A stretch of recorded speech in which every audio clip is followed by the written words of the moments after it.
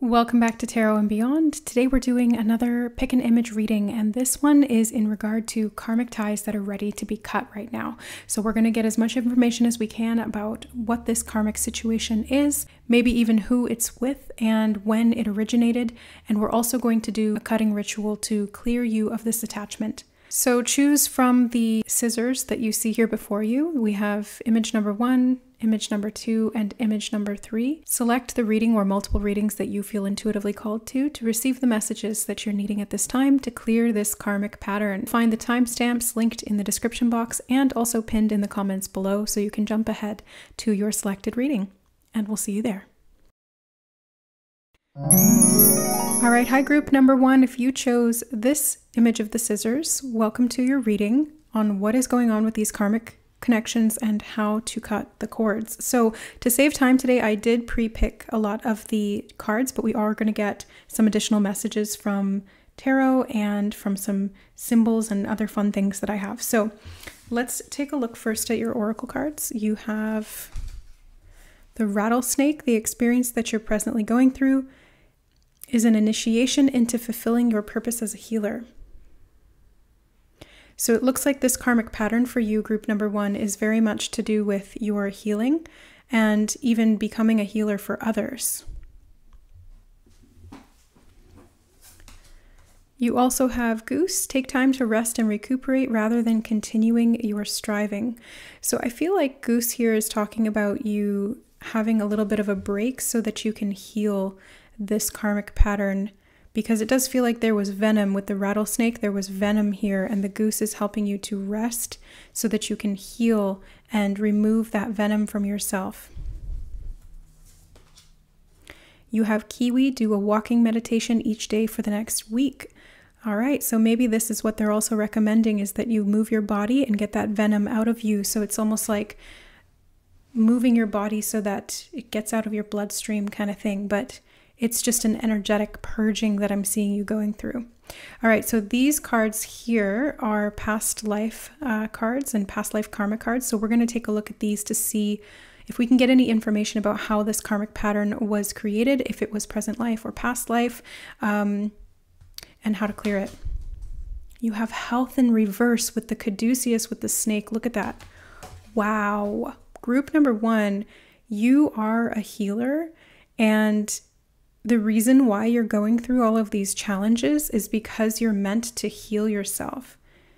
So you had to inflict this wound upon yourself, or you had to have other people inflict this wound upon you, I should say, because you are meant to heal yourself. You're meant to learn how to heal yourself, but you're wounded right now. That's why this had originally come up in reverse. I just love that you have these 2 snakes. And they are talking about physical healing, so perhaps some of this is affecting you physically. Yeah, it's like again, I keep getting like the venom in your veins. This may have something to do with blood. It could be in the bloodline. Oh, okay. Okay, let's get more information. Greco-Roman. So this could have been in Greece or Rome in a past life. This could be the heritage of the individual if this is a person, and this could also be part of your heritage or lineage if this is ancestral. Okay. So Greco-Roman. You also have unrequited love. Yeah, I feel like this is very much wounding that led to a lot of pain for you, is what I'm seeing. A lot of pain. And if this is a past life pattern, which I'm feeling that it is, like I know that there's probably some things that kicked it off into gear in this lifetime too, but I'm actually really feeling that this is something that originated either in the bloodline, which is still in the past, or in your own personal soul past lives. Actually, yeah, it's a little bit of both actually, because when I said both of those things, I got confirmation on both. Okay, so it's like a little bit of both. Harmony, which is the Lover's card. So this is to do with love. But I do feel as though it's having a physical impact on you and your health. Like your body is negatively impacted by this. Okay. Partnerships and alliances. Yep. It's like you, in these past lives, you were partnered with people, working with people, in love with people who did not reciprocate, or they said that they loved you, but then they treated you really poorly. Yeah, I just keep getting that image of venom, like somebody spit venom at you, or they put venom into you. We got to get that out. Okay. 9 of Wands reversed. You're the wounded healer, group number 1. It's like it's the Chiron archetype. You are the wounded healer, and you're wounded right now. So you're meant to be healing this wound. It's part of your karmic destiny is what I'm hearing in my mind. So this is somebody from your past that hurt you, but it's also something that has been going on for many lifetimes, and it has negatively impacted your health either in this lifetime or in the previous ones. I'm seeing like blood again, so it could be a blood disorder, it could be anemia, it could be something with the blood. But this could also be like, when I look at bloodline, this could also be to do with your parents, your family, because the genetics, the DNA is held within the blood, and the soul blueprint is also in the blood. So okay, and they are telling you to do some physical level things to heal this. 9 of Cups. I like that you have 2 9s back to back. This is saying that you're ready to clear this, because 9s are the ending of a cycle. It's coming to a close. It's not completely over yet. It's not a 10, but it's almost there. And the 9 of Cups is giving me like this purity energy. Like if you look at this card, it just feels like purity. It feels like the Holy Grail. So again, there's something about the blood that needs to be purified. Maybe you need to be moving more to get your blood flowing. Maybe you need to be eating cleaner, or you need to be drinking more water. Yeah. Dirty blood can be an issue with like pesticides or viruses in your bloodstream. And you need to hydrate, because if you don't, your blood becomes very thick and viscous, and can lead to other health issues like cancer. And you may have had that in past lives. Okay. You have the Devil card reversed. Look at this card. Can you see that when I'm holding it up? Oops. Sorry, I'm really struggling to find a way to see how I am holding the cards up. So if I'm holding them up and you can't see half of it, I'm really sorry about that. It's because I can't see, because my camera's right above me and it doesn't have like something to flip down. So I can't see. But I feel like this is part of it. Like this is something that you couldn't see. It was because the Devil's reversed here. This is something you couldn't see. It was hidden beneath the surface. It's like it's in your body, so you can't see it. But it's ready to be cleansed. It's ready to be cleared. It's been going on for a long time, several lifetimes, several generations of people in your bloodline as well. So you may have some kind of a genetic disposition for certain disorders or diseases. Okay, let's see what else you have. The Queen of Cups as well. Okay, so the Queen of Cups here is another indication of purification. I just feel as though you're in this lifetime really focusing on cleansing and clearing and getting this out. Yeah, the frog in the image here. is really giving me the indication of healing, because that's what frogs represent. They're like physical healing. You're breaking some karmic ties. Obviously, you're in a karmic cord cutting reading, but I really see that this is something that you've been working on for a long time. And it's like there's been little incremental progressions. This isn't the type of thing that you cut the karmic tie and then it's over. This is something that, because it's been going on for so long and because it does have a physical manifestation within the blood or within the body, it needs to be cleared slowly and incrementally, especially if this is something that shows up within your family history, in your genetics, in your ancestry. Yeah, this is definitely lineage, but you're cleansing it. You're cleansing and clearing it. You have the death card reversed. Oh my God. Scorpio. Scorpionic energy. This is very, very scorpionic energy. So you're seriously cleansing and clearing and purging. Purging is very scorpionic. So I feel like you're cleansing and clearing this out and you're starting new. It's like this has been going on for a long time. See, may even be in the bones, it's like the bones are what make your blood. So there's something in the bones. Yeah, it's all DNA based. Wow. Okay. So, and I do feel like this is something that started or initially in a past life. And it started because there was not enough love. There was unrequited love. There was not enough care being given to you.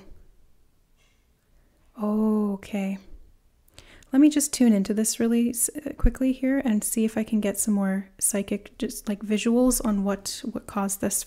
It's a general reading, so it's not like I would do when I have a psychic reading for one person or an Akashic reading. I can see exactly what happened, but I'm going to ask them to see if they can give me some themes here for some of you who are watching, or for all of you to provide information on how this got started, because sometimes to clear something, we do have to know how it began. Otherwise, we don't really know what our part was in it. We don't really know what all of the context was. But again, I do feel like you've been clearing this. So this is something that's not brand new to you, and you are aware of it on some level, but there's aspects of it that you're not. Okay. So I'm just going to tune in. Okay, so this is definitely okay. So it is a crossover between past lives and your lineage. So what I'm seeing is that you actually incarnated into a line of people who had health issues, and your original intention at soul level was to heal that within that lineage so that you could break that cycle. But what ended up happening was that because that lineage was so wounded emotionally, and that was kind of contributing to or even causing directly those health issues to begin with, what occurred was that you kind of got lost in the darkness there. You kind of got pulled under by a lot of that disempowerment and the lack of nurturing and the lack of love that you received. So because everyone was struggling, it's like you were also struggling too, because you didn't get your needs met or you weren't cared for in the way that would have allowed you to begin to rectify this lineage wound. So I do see something to do with snake oil, and snake oil is usually something that is referring to like a cure-all, but it's like garbage, or it's even might have like bad things in it. So you may have gone to like a medicine person or a healer of some kind looking for a cure for this, because you had started to suffer with the same thing that your family had, and you were sold something that you were told it was going to help you, and if anything, it actually made it worse.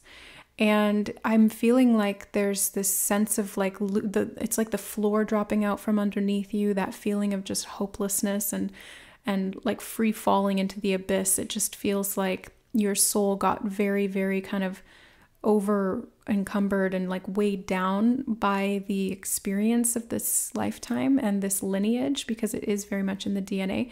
And so you reincarnated several times into this lineage to try again. You know, it's like, okay, let me try in this day and age. Let me try in this day and age. And it's progressively gotten harder, but also easier at the same time, weirdly enough.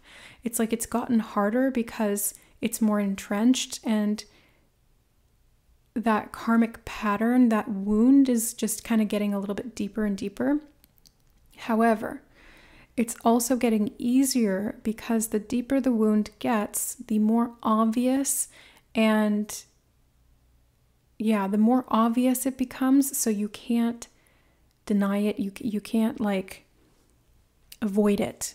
So you incarnate and then you have to deal with it because it's like causing some pretty major issues right off the bat.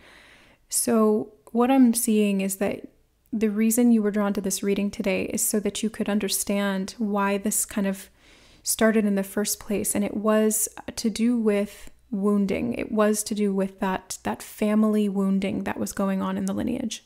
Hey guys, this is Editing Siobhan. I'm sitting here editing the video, and as I'm looking at this, I'm channeling more situations and scenarios of what occurred here. So for some of you, this was a relationship that you were in the past life, and the person was masquerading as a healer, and they told you to take certain things that were going to help to bring you good health and longevity, and it actually caused you to become very, very ill, and then that entered into the bloodline. And so at soul level, the choice itself was coming from a place of misplaced love and disempowerment, because you were trying to get this other person to love you in a way that they didn't. And so you hurt yourself inadvertently in the process. So you incarnated into the line to try and heal that or try to fix that through the lineage, because everyone who came after you, that like anyone that you gave birth to, then had that issue going forward, because the toxic chemicals in that solution that was taken was going through and through the bloodline. For some of you, I also saw that there was a situation involving being in a partnership with somebody who was selling these snake oil type of solutions, and you may have been like business partners with them. So this is for some like a completely different person, completely different lifetime, and they got you into cahoots with them, and you were selling lots and lots of these snake oil solutions, like healing tonics, but they had like very toxic things in them, and it caused a lot of problems for a lot of people. And at soul level, you realized this, and so you incarnated into these lines of these families that had suffered and are trying to break the cycle by healing it within yourself. So because the family had so much pain, because the family was suffering, because each individual in that line had health issues, emotional and mental issues, like there's so much going on, and it was kind of just passed along. Like one person suffering spreads that to somebody else. It's like it almost becomes like contagious in a sense, because it's not even so much that you're destined for that. It's like the environment. It's like nurture versus nature. Like, yes, there may be some of that wounding or some of that that template for the dis-ease or whatever it is in the blood or in the genetics, but it's actually more so the environment that was causing this to become a repetitive cycle. So you have to remove yourself from the environment, meaning that you have to extricate yourself from situations within the family dynamic that are completely toxic, dysfunctional, disempowering, narcissistic, that lack love, that lack compassion, that lack understanding. Really kind of estranging yourself from that or pulling away from that is going to be really important. Or, you know, even setting boundaries, but this is pretty extreme what I'm seeing here, and at soul level, because it's gone on for so long, it kind of needs an equally extreme remedy, even though part of that has been very gradual, which it's like two energies merged together. It needs to be gradual and extreme. It needs to be physical and emotional. It needs to be lineage and past life. Like it's both of these things, and that's why it's so complicated too. It's very complex because it's these different layers. So I do want to get more information on on this pattern and how to clear it. Yeah, I do feel that one. Okay.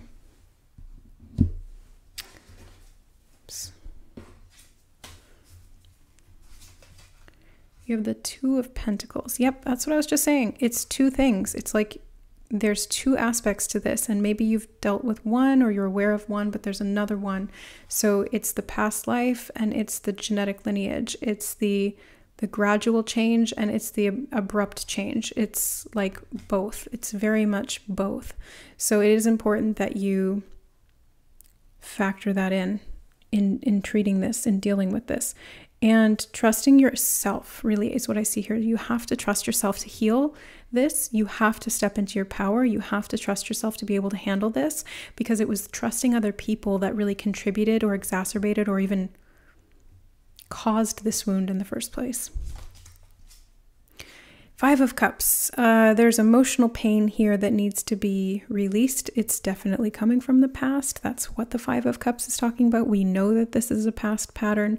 So I definitely recommend doing some emotional healing around your relationships with people and how some of those things are dysfunctional. So for example, kind of what I'm seeing here, just to kind of give you like an example of what this could look like. It's like growing up in a narcissistic family, that because there's a lot of dysfunction and toxicity in the interpersonal dynamics, well, then there's emotional and mental health issues. And those emotional and mental health issues lead to issues in the body, because how we are feeling and the frequency that we're resonating at can impact, first of all, how we're going to treat ourselves. Like if you're depressed or you're really struggling mentally, you're not going to be eating well, you're not going to be taking care of yourself, you're not going to be exercising, you know what I mean? So it manifests, it becomes a physical issue. And that's what I'm seeing happened here in this lineage, is that there was so much toxic and dysfunctional connections between people that the physical health issues started to manifest as a result of that. So that's why I'm saying the environment is really important. You need to get yourself up and out of these toxic, dysfunctional environments or relationship patterns, quite literally. And then it's also going to be about healing the emotional wounds around this. So usually this kind of thing can leave deep wounds in terms of grief, pain, loss, unworthiness wounds, lack, all of these things, because unrequited means that those needs were not met.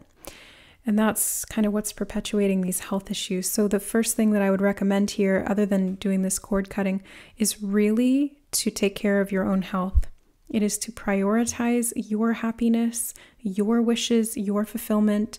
It is to distance yourself from people who are dysfunctional and who seek to disempower you. It's taking your power back and trusting your body again. Trusting your body, trusting your mind, trusting your intuition to lead you in the direction that's going to bring you this healing.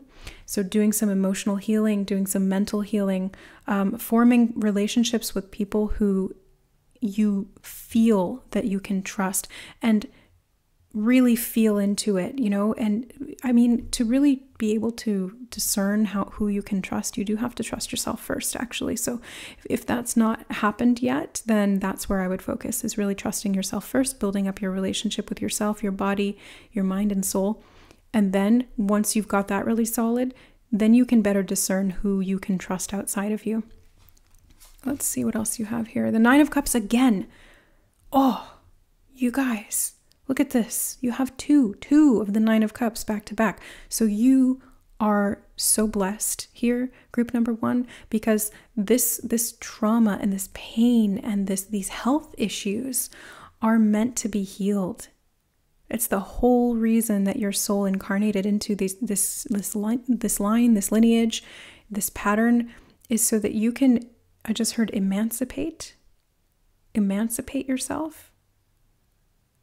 Emancipate. What does that even mean? It's kind of like liberate, but emancipation. I'm gonna have to look up that word because I don't actually know. You know what? Give me a second. I'm gonna actually look it up. It literally means to set free. Yeah. Okay. So you're setting yourself free. So group number one, you're in this to win this. You're in this to set yourself free. You're going to do it. And that's what heals the lineage. It's not about you healing those other people. It's about you healing yourself. So focus on what you can control, which is your own personal health, your choices, what brings you happiness. Because the Nine of Cups is wish fulfillment. It's self-fulfillment of your emotional needs. I'm also, again, seeing a lot of cleansing and clearing and emotional healing for you here. That's what leads to the physical healing. And this is also about you being able to create your own happiness. Focusing on your own happiness is going to be the biggest theme for you. So do what you want to be doing. Meet your needs. Requite that love. You know what I mean? If you had that unrequited love as the core of the wound, then requite that love for yourself. Bond with your body, bond again with your mind, your soul, your heart, because you will be able to rise from the ashes like a phoenix and free yourself, emancipate yourself from this wounding and from this bond or this karma. You have the Seven of Cups. So I feel like this is... It's like there's so much going on. There's so much that you've had to deal with. It's a little overwhelming, group one. It is. It's a little overwhelming, or a lot overwhelming.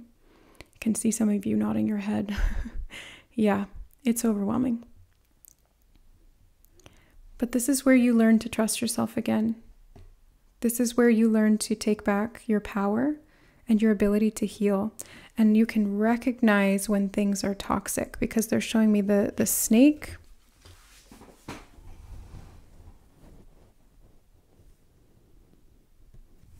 And that little skull, like that toxic thing. So it does feel like that toxic, that little skull on the cup, even though it says there's like a laurel wreath, which is like a victory. So I feel like this is you realizing this victory, emancipating yourself from this wound, from this karma, from this toxicity. Because again, it's like poison in the blood. It needs to be sucked out. It needs to be cleansed. Maybe you actually need to do a blood cleanse, you guys. It could just be like a detox. Maybe you just need to detox your body. Maybe that's going to be a good thing. They did recommend walking as well. So going for a walk, resting, especially if you have fatigue, really important for you to take care of yourself and hydrate yourself really well. Like, look how many cups are here. Queen of Cups, you got to hydrate yourself. You got to drink tons of water, and very pure water too. So make sure you're filtering that for all of the chemicals and heavy metals and stuff that are in there. More cups. You have the Three of Cups as well. And I feel like this is a celebration because you're able to clear this. I feel as though this is you actually connecting with people that are much more in alignment with you and freeing yourself, again, freeing yourself from that devil energy, from that karma, from that toxicity, that poison. It's like you rid it from yourself, and then you're out here celebrating with your friends, your family, the people who are actually on your side. And if this was all held within the family, maybe don't celebrate with them if they're toxic. But you know what I mean? Like going and finding the people who you do resonate with and connecting with them and celebrating with them. For somebody here, this could be about not drinking as well. So like there could be toxicity in the blood because the liver's overwhelmed, because there's a lot of alcohol consumption. So if I'm speaking to you right now and you drink a lot, your body needs you to stop. You need to detox. This could be alcoholism in the family line as well, because that's like a mental health disease that becomes a physical disease. Or it can create other physical diseases because it's toxifying the body, and it creates a toxic environment, toxic blood, because the liver can't filter all of those pathogens and bacteria and chemicals that are in the food and the water and things like that, because it's overwhelmed trying to process all the alcohol. Okay. Sorry, I should have put this over here to balance things out. I can't always see the entire reading, so I forget where things are. Okay.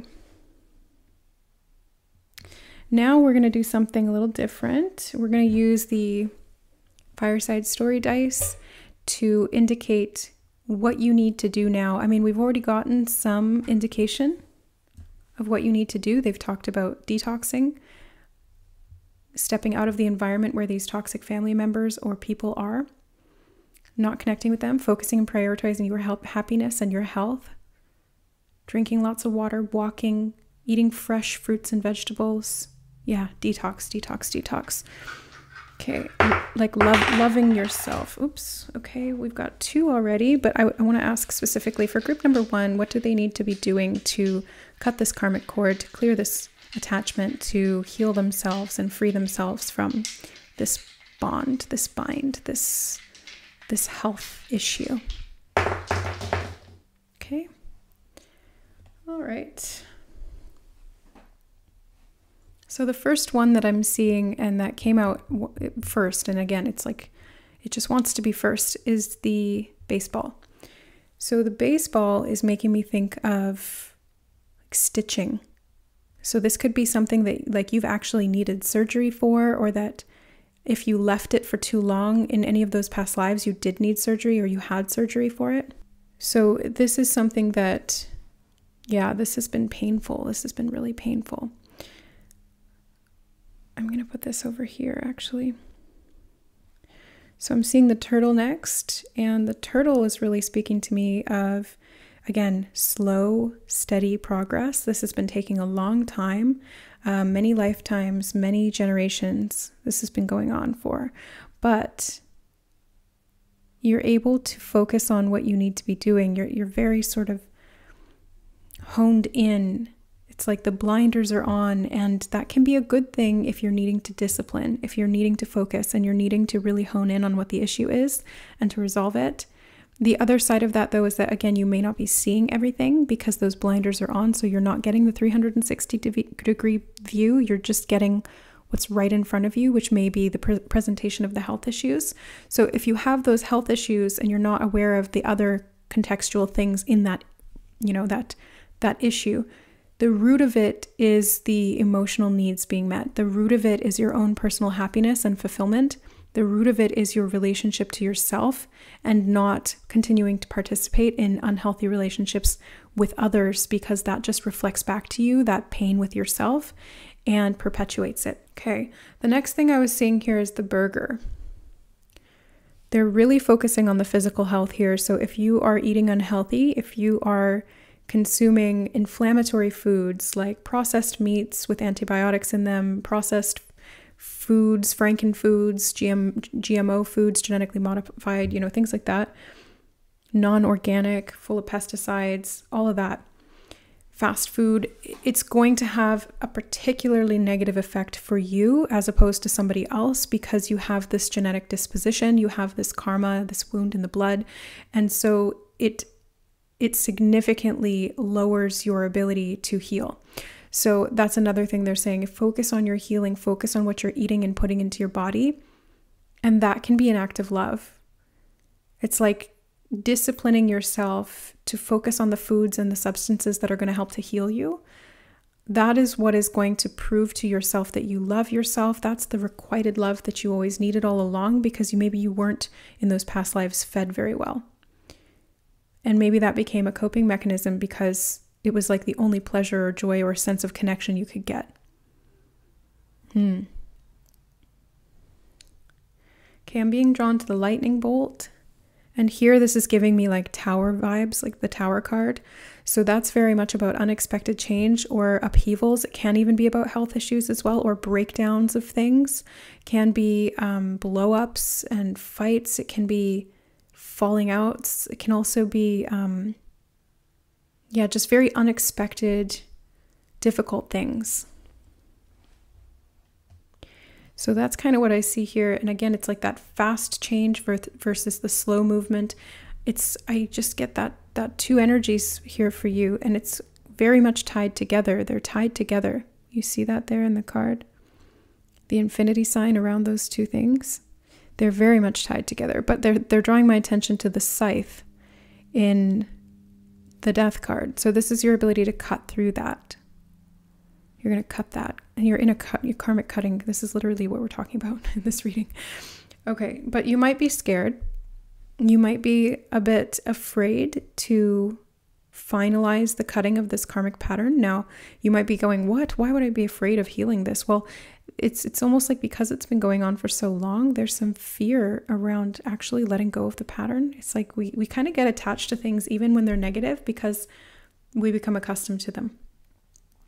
I also see loyalty being a factor in this, right? Because if you have to end these relationships, if you have to literally like move out of the house or get a divorce or estrange yourself from a parent or something like that, this is very difficult, right? Even though it's good for you, even though it's going to help you heal. It's very difficult to do when you have this sense of loyalty, but they're also showing me on the side of this one, we have the snake. So a lot of snakes in here. And the snake can represent healing, but it can also represent venom and toxic people. Snake in the grass type of energy. So it's like these people you're loyal to are not loyal to you in the same way. And they really don't deserve your loyalty. They don't deserve your love, if that's the case, you know? So you got to stop that. You got to cut that out.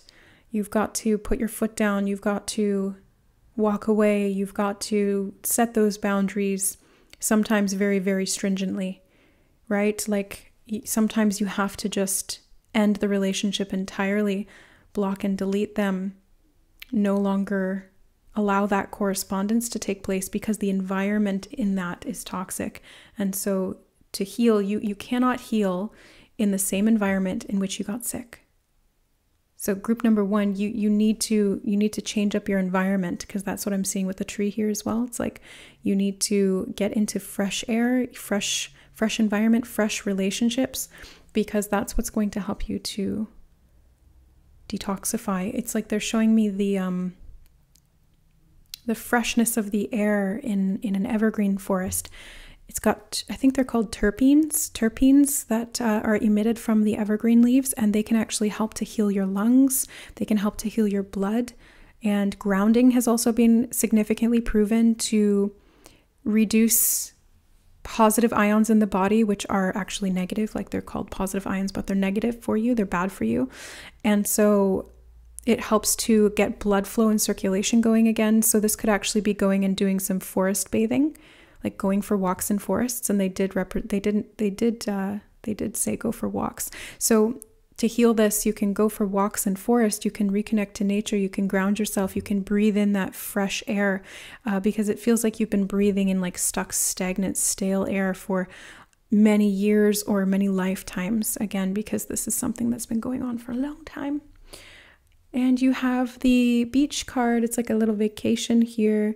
For whatever reason, this is making me think of the star card. And the star card in the tarot is about healing, regeneration, purification, hope, new direction. So I really feel like you are doing that. You are finding your new direction. You are prioritizing your needs, your hopes, your dreams, because this is also the dreams and wishes card. So is Seven of Cups, actually. Yeah, so all of these, it's like you prioritizing your emotional well-being.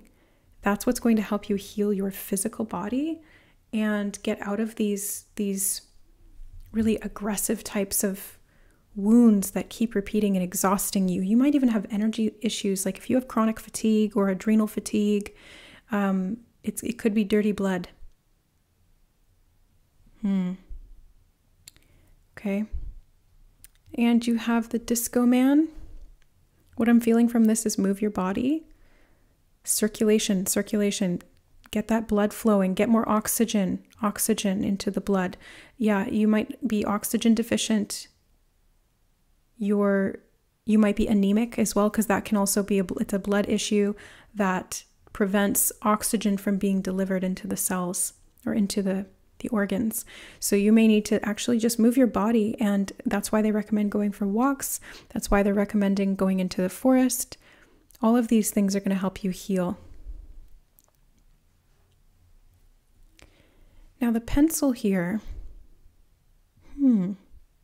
oh, they're directing my attention to the eraser and the lead. Okay, so the lead, this can actually be lead in your system. So lead is a heavy metal. and it can get into your blood. It can actually settle into your organs and your tissues. And what they're telling me is that this is passed down in the lineage. So if one of your ancestors took snake oil, sometimes like in the 1900s, let's say like late 1800s, early 1900s, there were snake oil salesmen who would put like lead and mercury and shit like that into these healing tonics. And oh my God, like how counterintuitive was that, right? But they just didn't know any better.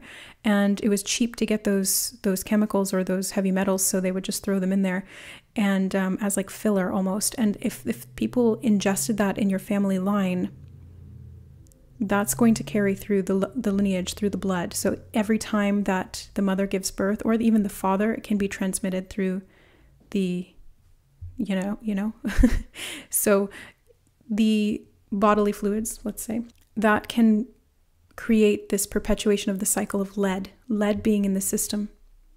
And the eraser here is like they're saying you need to erase that, you need to cleanse that out, you need to move that out of the body. So they're saying, yeah, water, food, walking, moving your body, creating peace within your heart, emotionally cleansing as well, like crying, healing the heart. This one, what I'm getting from this one is like going for a walk or going for like a brisk walk, because it's going to get you oxygenated. Like you just need so much oxygen. It's like if there's lead in your system, it is seriously preventing you from getting the oxygen you need. And everything is really, really weak because of that. Your bones need to be strengthened too. Yeah, your bones need to be strengthened. You need more oxygen. You need more iron, I think, as well. Obviously, go get your blood work done, guys. Get blood work done, because all this whole reading is talking about the blood. So go get blood work done. I would also recommend that you check out medical medium information. If that doesn't resonate with you, that's totally fine.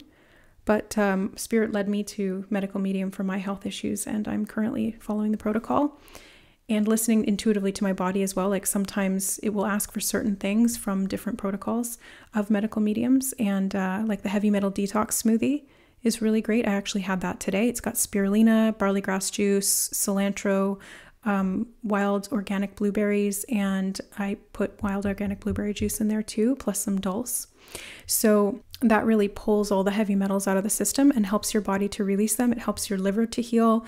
It helps your blood to cleanse itself. There's a lot of iron in the seaweed of the dulse, and the spirulina as well. There's protein in that. So it's super healthy, and I'm being called to mention that. And there's a reason why I was called to have that earlier today. So I meant to share that with you. I'm not a doctor. This is not medical advice. Take it only if it resonates. It's all within your free will. I just have to say that as a disclaimer. But yeah, that's what I'm seeing coming through, and that's what I would recommend. All right, guys. So that is what I see for you. Now, before you go, let's do a little bit of a karmic clearing ritual. So what we're going to do is we're going to imagine this is the karmic bond to this disease, to this physical health issue, or to this emotional wounding, or even to this person or people who created or perpetuated this karmic pattern. Okay, so just visualize that in your mind, and then what we're going to do is cut that. So we're quite literally going to cut that cord. Okay, ready? 1, 2, 3. Oh my God, it's hard to cut. Yep, there you go. So now you are separate from this pattern. Now you can take things into your own hands and begin to heal. So I am wishing you all of the healing and blessings and love and happiness and fulfillment and loyalty to yourself and to the people who truly fill your cup and leave you feeling regenerated, rejuvenated, and energized. Pay attention to your energy, pay attention to your health, focus on what you can control, which is what you put in your body and who you surround yourself with and how you feel about yourself. All right, guys. Sending you so much protection, love, and blessings. Thank you so much for watching. If you enjoyed the reading, thank you so much for liking the video. I so appreciate that, and it brings me so much joy. And if you enjoyed the reading and you're not subscribed to the channel, then stick around. We've got tons more fun stuff to come. And this was a bit heavy, but I do have fun readings planned as well. We're kind of alternating between fun and then heavy. So thank you so much for being here, guys. I love you, and we'll see you in the next reading. Oh, by the way, also, I almost forgot to mention, although I did mention it, or no, I didn't. Yeah, anyway, I'm a professional psychic medium, and I do have several services that can help to ascertain what is going on within this karmic pattern at the past life level, doing a Akashic level reading, or we can do a psychic energy body reading. And sometimes I see into the body too. Like, I'm not technically, I wouldn't classify myself as a medical medium, but I can see into the body. I can see certain health issues, and in myself and others too. So sometimes spirit will bring through information about what to do or how to cleanse. So you can find my services and stuff like that in the link, which is in the description box and also pinned in the comments to my website, tokityandbeyond.com. Thank you, guys. I love you. We'll see you in the next reading. Bye. All right, hi group number 2. If you chose this image of the scissors, then this is your karmic cord cutting reading. So I have pre-selected some of the cards, but we're also going to pull clarifiers from the tarot, and we're also going to be doing some divination runes and a fun new thing that I have, the fireside story dice. If you've seen some of my more recent readings, you will have seen how those work. Okay, so let's go ahead and start off your reading here. We're going to start with the animal oracle. You have the blue heron. Make a stand for what you believe in and do what feels right in spite of any judgment or disapproval from others. Okay. You have elk. Stand tall and maintain your dignity no matter what, and others will treat you with respect that you deserve. Looks like we've got a bit of a theme going here. Okay. You have chimpanzee. Use both your intuition and your intellect to solve the problem or get answers to your questions.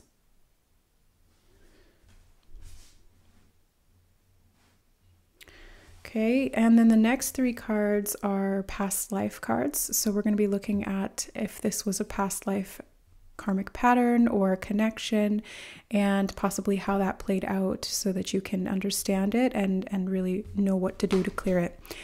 You have spouse in reverse.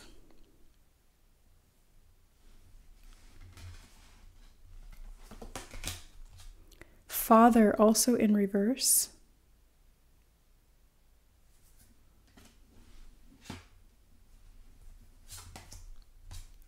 And medicine man. Or woman, sorry. Medicine man or woman.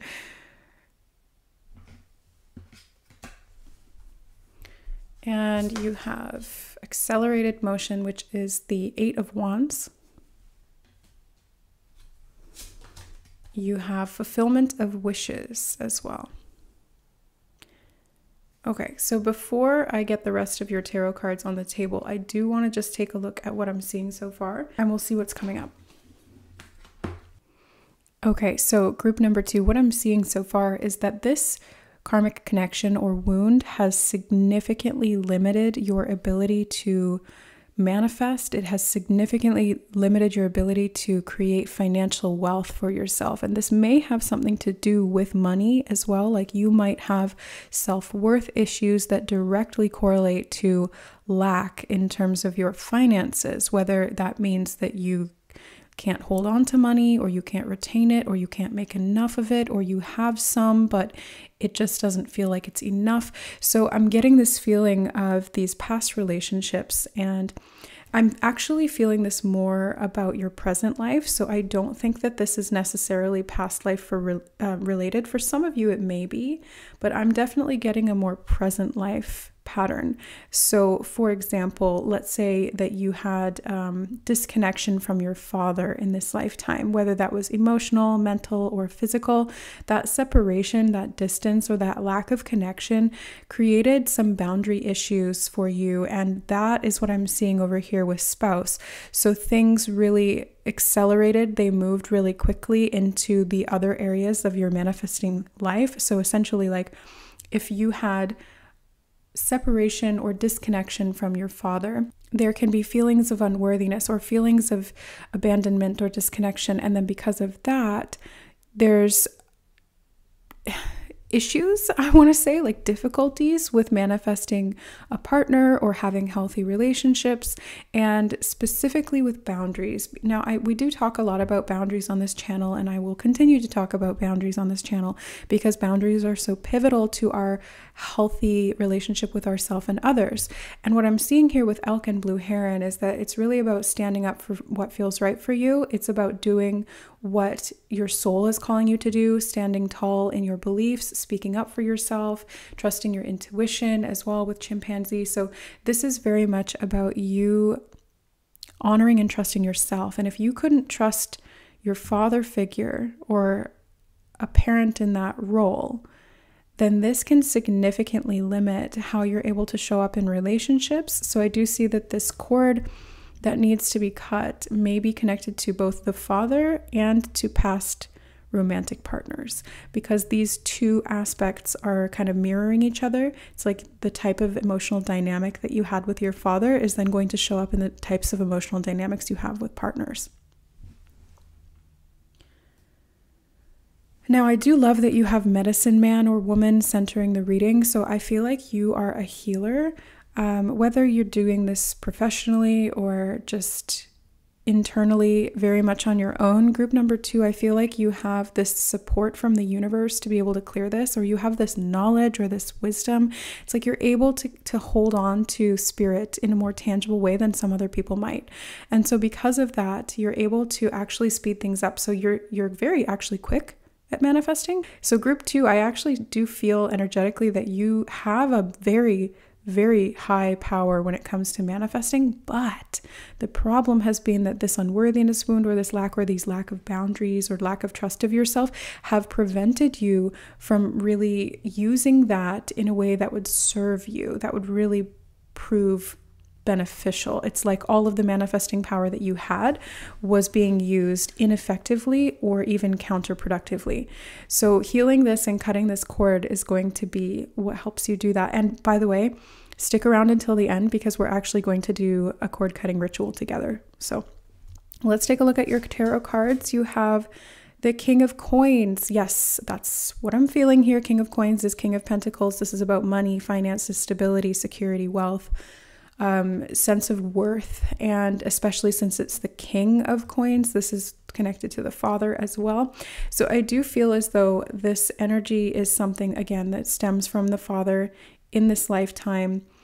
If there are past life connections to this, then it will look very similar. But for whatever reason, I'm just being called to focus on the present life. And you have the Seven of Wands reversed, which is a lack of boundaries. And that's exactly what these cards are saying, is like the healing of this. The real core of ending this karmic issue is not even the cutting of the cord, although we are going to do that. But it's like that will only act as support, or that will only work, let's say, if you're already aware of what was causing the problem to begin with, and you're actively choosing different actions, if you're doing things differently, if you're changing your behaviors, the way that you're showing up, that is when the karmic clearing and the cord cutting, or the clearing intentions, if you've done soul realignment readings with me, those are a one-on-one personal reading that I provide. You'll know that doing clearing intentions will only work if you fully understand what caused the karma in the first place, and if you're already starting to take different actions and, you know, being really solid about those new lines of action while you're doing the clearing homework. So this is really about boundaries, guys. This is all about boundaries. You really didn't stand up for your boundaries at some point because you were probably taught not to, or you weren't modeled that. You know, like if your parents didn't have boundaries, you're not going to know what boundaries are. I know that firsthand. This reading is actually very much speaking to me too. Like if you're in this group, hey, how's it going? Me too. Because I actually was procrastinating doing this reading, and I don't normally do that because I love doing these readings and I want to do these readings. And I sat down to try and do it last night and I just couldn't do it. And then this morning I woke up and my client for the day had to reschedule because she wasn't feeling well. And I got excited. I'm like, not because she's not feeling well. I was like, oh my God, I'm so sorry to hear that. But I got excited because now I have the day free to be able to do these readings, because she was my only client today, which is actually quite rare. So it's like the universe kind of repositioned so that I could do this reading, because I wasn't going to do it if I had the other client. But even this morning, knowing that I had the time and the energy now to do it, I was putting it off because I'm like, there's some resistance. This is going to hit home for me, and it's going to be heavy. It's going to be heavy. Like, I'm already aware of these things, and I think you are too, group number 2. Like, if you were called to this reading, you're already aware of these things. You understand that your relationship with your father was maybe not good, or there was some things that need to be healed around it, specifically in regard to finances. So I'll give you a personal example for me. Okay, my dad was very emotionally absent. And he was often physically absent as well, but there was lack of emotional connection, and I couldn't trust him. He was very volatile, and he was really bad with money. Like, I'm talking really bad with money. Like, he declared bankruptcy. He was very dependent on my mom financially, and that just put our whole family into a lot of dire straits many times. And so I have a wound around, first of all, worthiness, because he wasn't able to show up for me in the way that I needed. And that has repeated in my cycles with partners. I have seen that in almost every single relationship that I've had since then, that the men that I'm choosing or attracted to or attracting are all either very, they like lack ambition. They don't have a lot of money. They don't really know how to like communicate through boundaries. They don't understand boundaries, all of these things. And that has significantly affected my sense of worthiness and my boundary setting and my ability to manifest money. And I'm healing that right now. Actually, I've been healing it for the last couple of years, but it takes time. So what I'm seeing here for you, group 2, if you're resonating with this at all, it doesn't have to be quite the same as my situation, but just take what parts of it resonate with you and trust your intuition, because that's a big part of this reading. The chimpanzee is really asking you to trust your intuition here, because that's how you're going to know what is going to create abundance for you. It's going to reaffirm your own sense of wealth, and it's going to help you to set those boundaries that need to be set within relationships. You have the 9 of Wands reversed as well.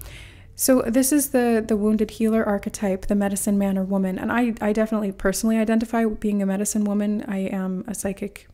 I'm a psychic medium. I'm an energy healer, a Reiki master. I do Akashic readings, all of that stuff. So yes, I'm very much that at soul level. And I feel like you are too in some way, maybe not the same way, but you are meant to heal this within yourself, group number 2, so that you can in some way, shape or form heal others, whether it's directly or if it's indirectly. Maybe it's just the way that you're showing up in these relationships. You're standing up for yourself. You're speaking your truth. You're being connected to what feels right for you and doing what your soul is calling you to do, despite other people not understanding it or agreeing with it. And so because of that, you're able to inspire others. You're able to help others to heal and to catch their dreams, because they're showing me the dream catcher. You're helping other people catch their dreams by you catching yours. It's like, go after what you want. Stand up for what you believe in. You are worthy. You are worth it. You deserve the income, the security, the support, the love, all of the things that are coming to you. And things are going to go quickly once you set that in motion. You have so many Wands cards here. 9 of Wands. No, 7, 8, and 9 of Wands. I just realized. 7, 8, 9. So anytime that you see ascending numbers like that, then this is you moving forward. This is you taking steps. This is you progressing and evolving, especially when it starts from a 7, because if it's like 1, 2, 3, you're starting something brand new. But 7 is a highly spiritual, self-aware number, and it's all about trust. And so you're starting from that highly self-aware, spiritual inner knowing and trust, and then continuing to progress to end this cycle. 8 is about personal power. So you're going from trusting yourself, which leads you into your personal power, which then allows you to end this cycle once and for all. And that is why you're here in this reading. The Page of Coins reversed. I feel like this is giving me like, okay, they're drawing my attention to 2 things in this card. Actually, 3 things. Oh my God, there's so much going on in this card. Okay, give me a second. There's so much going on. There's a volcano in the background. There's a bunch of hatched eggs. And then there's a labyrinth. Okay, so let me just zoom so you can see it.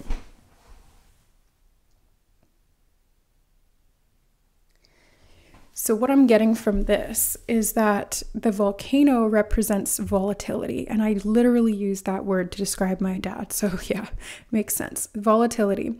The hatched eggs are about you being reborn. So you've already come out of these eggs, you've already been reborn, and that's why you're ready now to clear this. Because if you were just in the beginning stages of it, like if you were in the 1, 2, 3 phase of it, you wouldn't be called to this reading, because even if we did a cord cutting, it wouldn't be effective. You know why? Because you aren't at that place yet where you've stepped into your power. So even if the cord cutting is powerful in and of itself, it's not going to be able to make up for what you're lacking. But you're coming into this. You are standing in your power. You're starting this journey.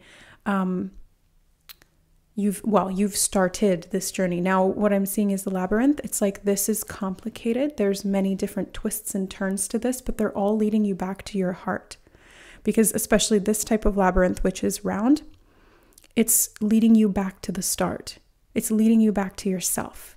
So all these twists and turns and all this convoluted path is actually just leading you back to yourself. And that was the whole point from the very beginning. So, but you're coming back to yourself in a way that's much more aligned. That's much more authentic is the word I'm hearing. And you have the 7 of Cups as well. This is a beautiful card. And here, let me see if you can take a look. If I'm out of frame when I'm holding them up, it's just because the camera's above me and I can't see, and I'm trying to figure out a way to do some kind of like mirroring or something so I can see it, but I haven't figured it out yet. So anyway, I'm seeing that there's so many different things that you focused on in this lifetime. A lot of them were very, very sacred types of karmic lessons. This one specifically is to do with money, self-valuation, self-worth. This is very it's very like 2nd house, 10th house, and 6th house. So if you're into astrology, the 2nd house is to do with your value, what you value, your sense of self-worth, your possessions, things that you own, your financial evaluation, your connection or relationship to money. I'm also hearing 8th house. So 8th house is to do with like taboo things, or the subconscious mind, in the sense that how it relates to what it is that you experience in debt as well, and other people's money. 6th house is to do with your daily routine, your work, your health, your home environment, things like that. And then the 10th house is your career, your public standing, and your notoriety, and your purpose. Now, I feel like, let me just reposition these so they're more balanced. I feel like there's something to do with, I feel like this is something to do with your career as well. Especially if you're in a line of work that's to do with healing, or a line of work where you need to be in a leadership position or to be in a role of authority. It doesn't have to be specifically a leadership position, but just a role of authority. If that's something that you're being called toward in this lifetime, or that you're already in, there's a reason for that, because you're meant to stand in that masculine authority figure energy in a healthy, balanced way that your father was maybe not able to do. Okay. Let's take a look at some clarifiers. So what I want to ask is what you need to do, or what you need to know about the relationships that you've been in thus far. You have the 10 of Swords. Yeah. You know, again, I'm sorry to make this very personal, but I'm just being called to share these stories with you. So I hope that this supports you and gives you sort of like a level of understanding that you wouldn't have otherwise. The 10 of Swords for me came up when I asked in the last relationship I was in, I asked what the outcome would be. And I got the 10 of Swords. I should have known right then, just walk away. But of course, we have to learn through the experience. So even if I saw that this was going to be a negative relationship, I still had to go through with it. I still had to learn that for myself. You know what I mean? Like it's burn to learn a little bit for me. Sometimes, maybe not as I'm going to continue to grow older, but yeah, the 10 of Swords is like, the ultimate betrayal, failure, exhaustion, burnout. It's like the end of the road. You can't go any further. You're completely spent. And that was what happened. I hit a wall, and I physically was starting to suffer with health issues and mental health issues and stuff like that. And then I got myself out of the relationship. I moved house. I blocked and deleted him. And now I'm free. So I feel like that is what's happening for you, group number 2, to some degree, whether it's your partner or whether this is a relationship with your father. By the way, I'm estranged from my father. I haven't talked to him in like 5 years. By my own choice. I ended it because I needed to. And yeah, so I feel like this is something that you are meant to be understanding. Now, what is this one? The 8 of Cups. Well, I was just talking about walking away, like ending relationships. And that's what the 8 of Cups talks about. It's you going after what it is that you need, or just choosing things that are going to be better for you emotionally. So the 8 of Cups is like, I don't feel safe in this relationship. I don't feel as though my needs are being met. I'm not feeling fulfilled. Something is missing, or I am being drained, and then walking away and finding where your peace, your security, your sense of worth is going to be. And often that's not in relationship. I mean, those can be a mirror for us to see our self-worth that we've developed by ourselves on our own. But I really see this as you going on an inner journey or an inner quest to find yourself, to build yourself up, and to learn to set those boundaries and through your self-worth. Because if you don't have self-worth, you're not going to set boundaries. You're just not, because there's like subconsciously, you don't feel as though you deserve to set those boundaries. So you have to have self-worth first, and then learn the conscious communication skills to do the boundary setting, to go after what you want, to follow your dream, your passion, your goals. And if this is to do with your career, maybe you have a parent who is a naysayer or somebody who is not supportive of what it is that you want to do. Like the example that is coming to mind for me, what they're showing me in my mind is like, you want to be a comedian and they want you to be a doctor, or you want to be a travel vlogger and they want you to be like a factory worker. You know, like those are very, very different things. And if you're a creative and you need to follow your passion, like your soul is calling you in a direction that's going to fill you up and bring you all of this abundance, then you need to do it no matter what anybody else thinks. And that is also a self-worth statement. That is also about setting those boundaries. And that is going to protect you from complete burnout and feeling as though your life has no meaning, is what I just heard. You've got to give yourself meaning. You've got to make your life have meaning, whether or not that has meaning to other people. If your father or your spouse or your partner or your whoever doesn't understand that, it's not about them. It's about you. This is your life, and you're the only one who's living it for yourself. Like, you're the only one who's experiencing your life firsthand. So you have to be the one to listen to your heart, your intuition. Your gut is guiding you in a direction, and you need to stand firm in what you're doing and why you're doing that. It's like you are being called in a direction for a reason. Okay, I want to ask about what needs to happen with this relationship with the father, or this dynamic with the father. I feel this card here. You have Temperance. Okay, so Temperance is kind of like moderation, and it can also speak of rebalancing things. Like there's patience here. So if you're still in contact with your father and you don't feel called to end the relationship, then this is really about finding a way to have this relationship be a little bit more equal, to be a little bit more balanced, in the sense that your power is being honored and you're still able to maybe interact with them or have that relationship, just so long as it's not significantly damaging you, right? Like if this is an abusive or toxic relationship with your father, then there's no amount of mediation or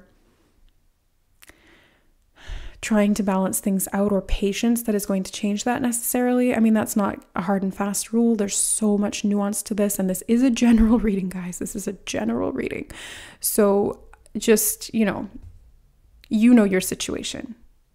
You know how this is going to resonate for you. But what I'm seeing here is that the relationship with your father or with a father figure, or even with the masculine within yourself, or how this father relationship is playing out with a boyfriend, girlfriend, spouse, partner, etc., it's going to be reflected in how you're able to moderate and discipline and balance things out within yourself. So the more healing that you can do for yourself, the more power and sovereignty that you are standing in, which is like leadership and ownership of your own life, the better that these relationships are going to either be, or you'll just walk away from them and then you'll be better. It's like whatever the outcome, if you're standing in your power, it's going to be for your highest good. So let's get some runes here. I just need to take out the little guidebook thingy. All right, so for group number 2, what do they need to know? I feel this one. I feel, nope, this one, yes. And one more. This one. Ooh, okay. So I'm still getting familiar with my runes, so I'm going to check the guidebook and let's find out together what these runes represent. Okay, so you have Dagas, which is this one here, and it's about a breakthrough, a new dawn. Oh, wow! Because that's what the Ten of Swords is all about. Like, look at this card, you guys, the new dawn.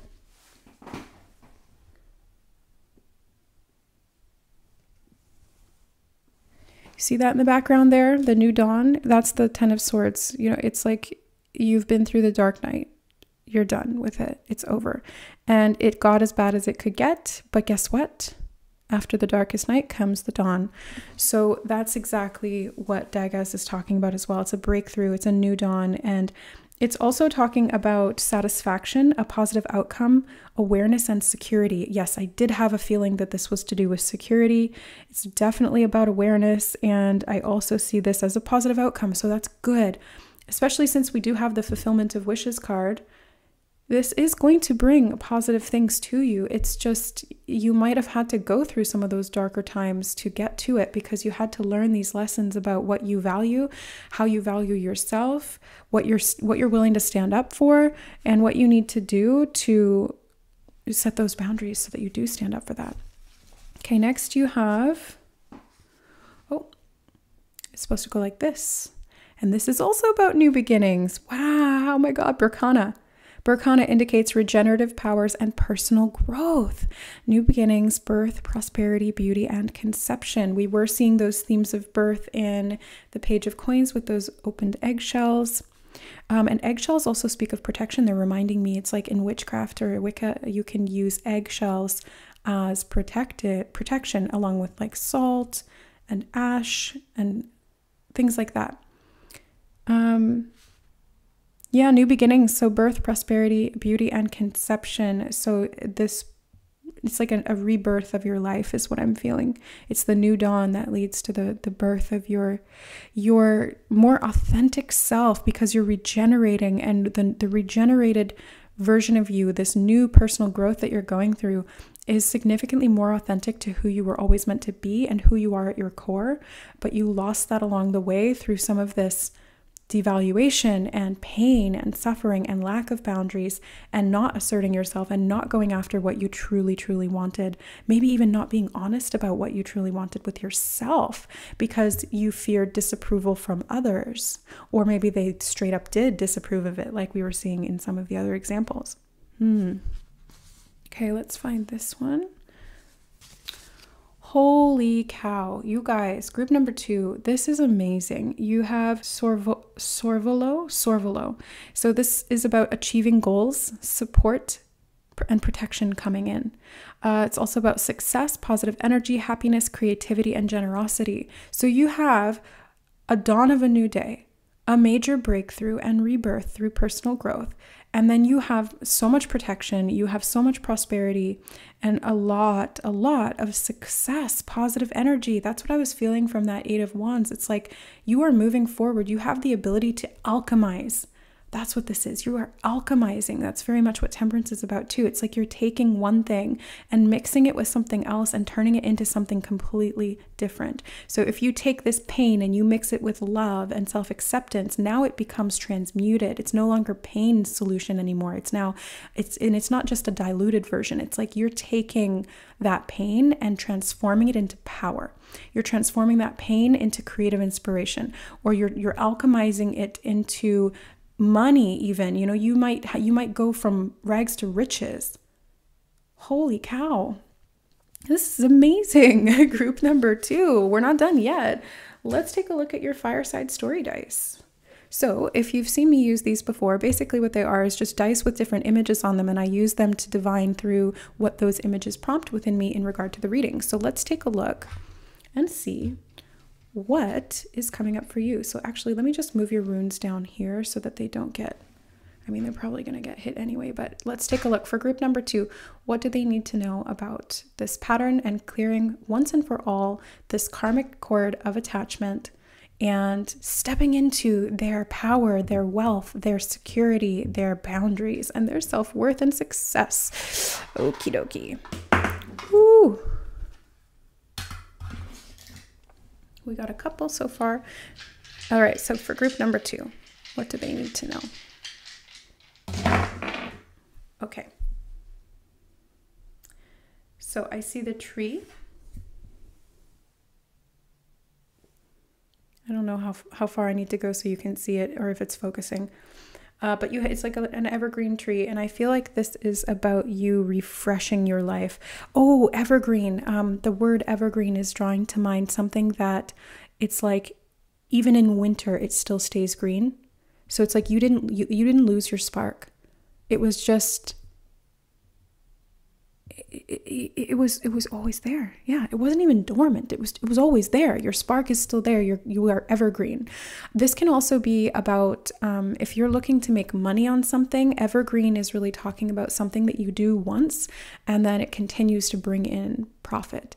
So for example, you create a course and then you sell it, and for years to come it keeps bringing in revenue. Or maybe it's like you make a song, or you make something that gets residual income over and over and over again. It's evergreen, meaning it's not like a one-off service, or it's not like a one-off thing that then becomes, what's the word I'm looking for?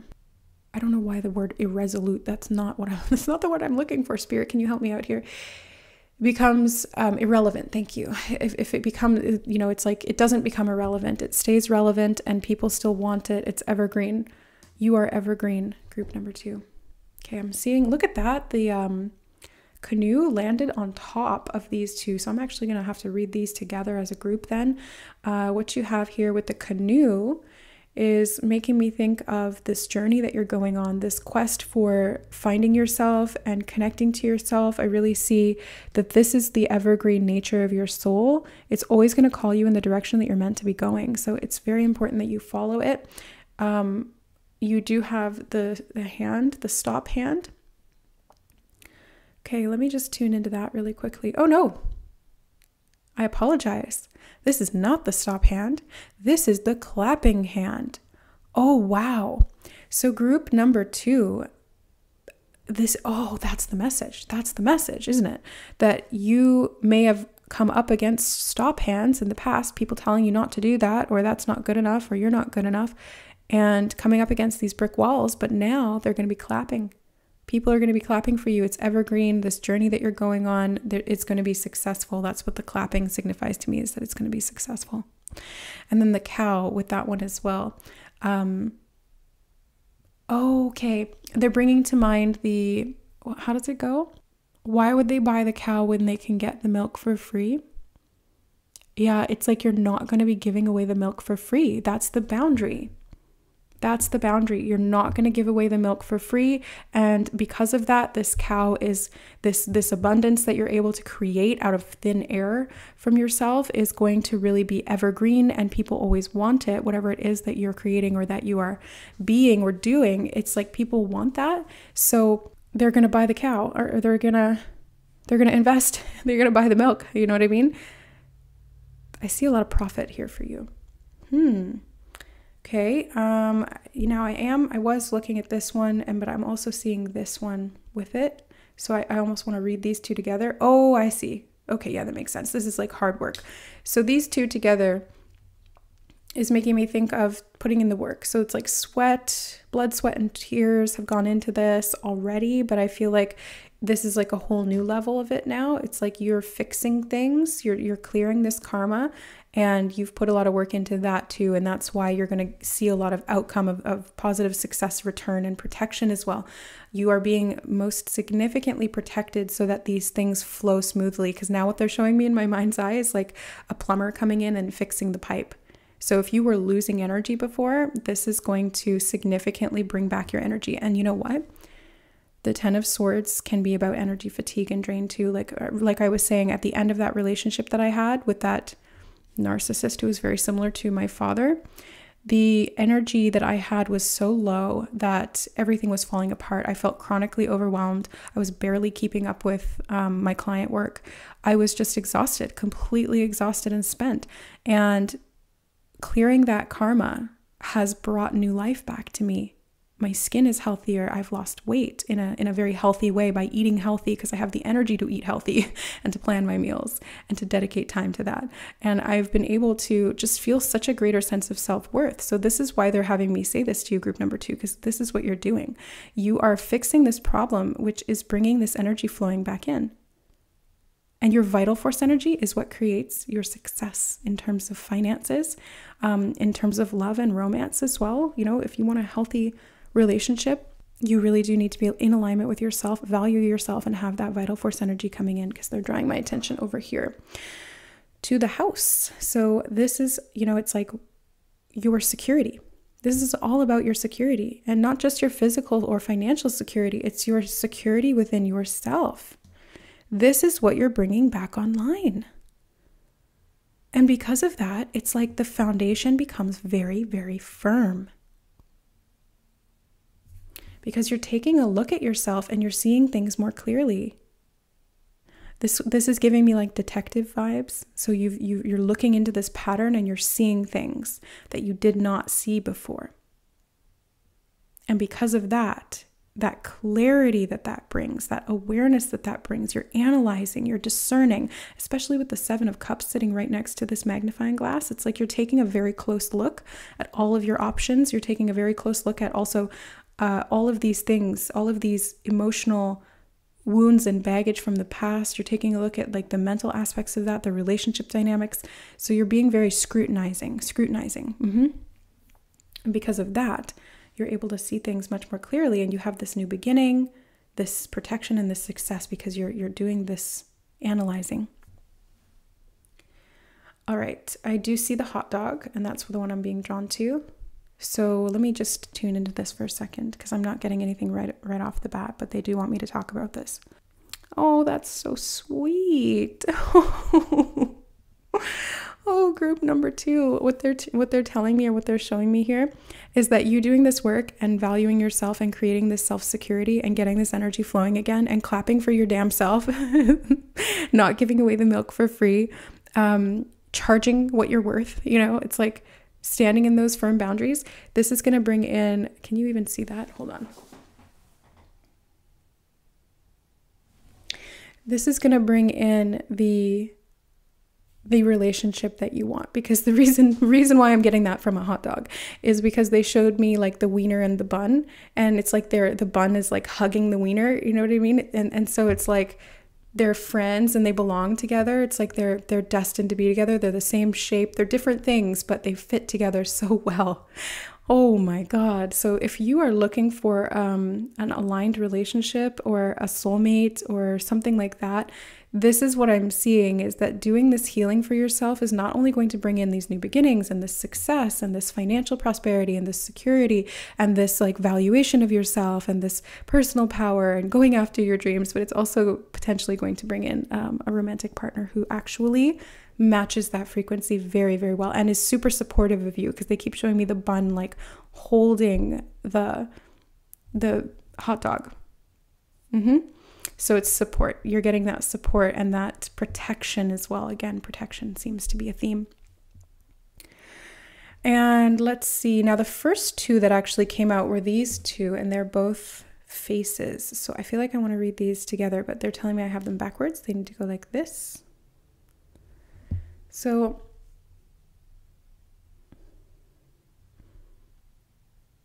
oh, okay. So you're going to be laughing at what used to anger you and trigger you.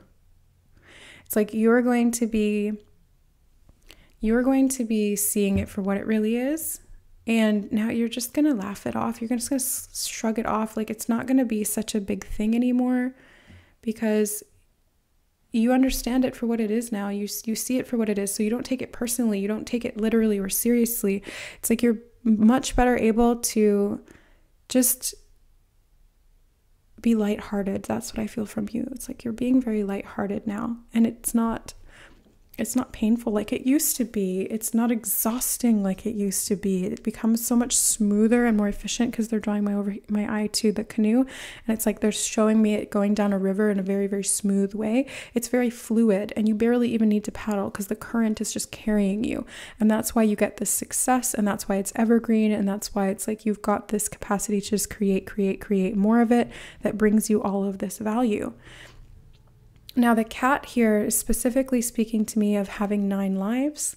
So if you've been in this 10 of Swords position where you were just completely spent and burnt out and, like this proverbial or metaphoric type of death, you are reborn. We did see that with your runes as well. This is the medicine man or woman. You're able to rebirth yourself. You are the queen or king of regeneration. Yeah, you can regenerate yourself. You are evergreen. It's like no matter what. Oh. Yeah, they're showing me in my mind there's a tree in the trail behind my house where I go to walk and connect to nature that has been cut off at the top, but it didn't die. It's continuing to grow. It's just growing out sideways instead. So it's becoming bigger instead of taller. Now, I don't think that is definitely, I don't think that's necessarily saying that you can't grow taller. I think that the metaphor here is really about your capacity to continue to grow despite some of these swords that have come in the past. It's like you can heal yourself and you can regenerate and you can continue to grow and create security. Yeah.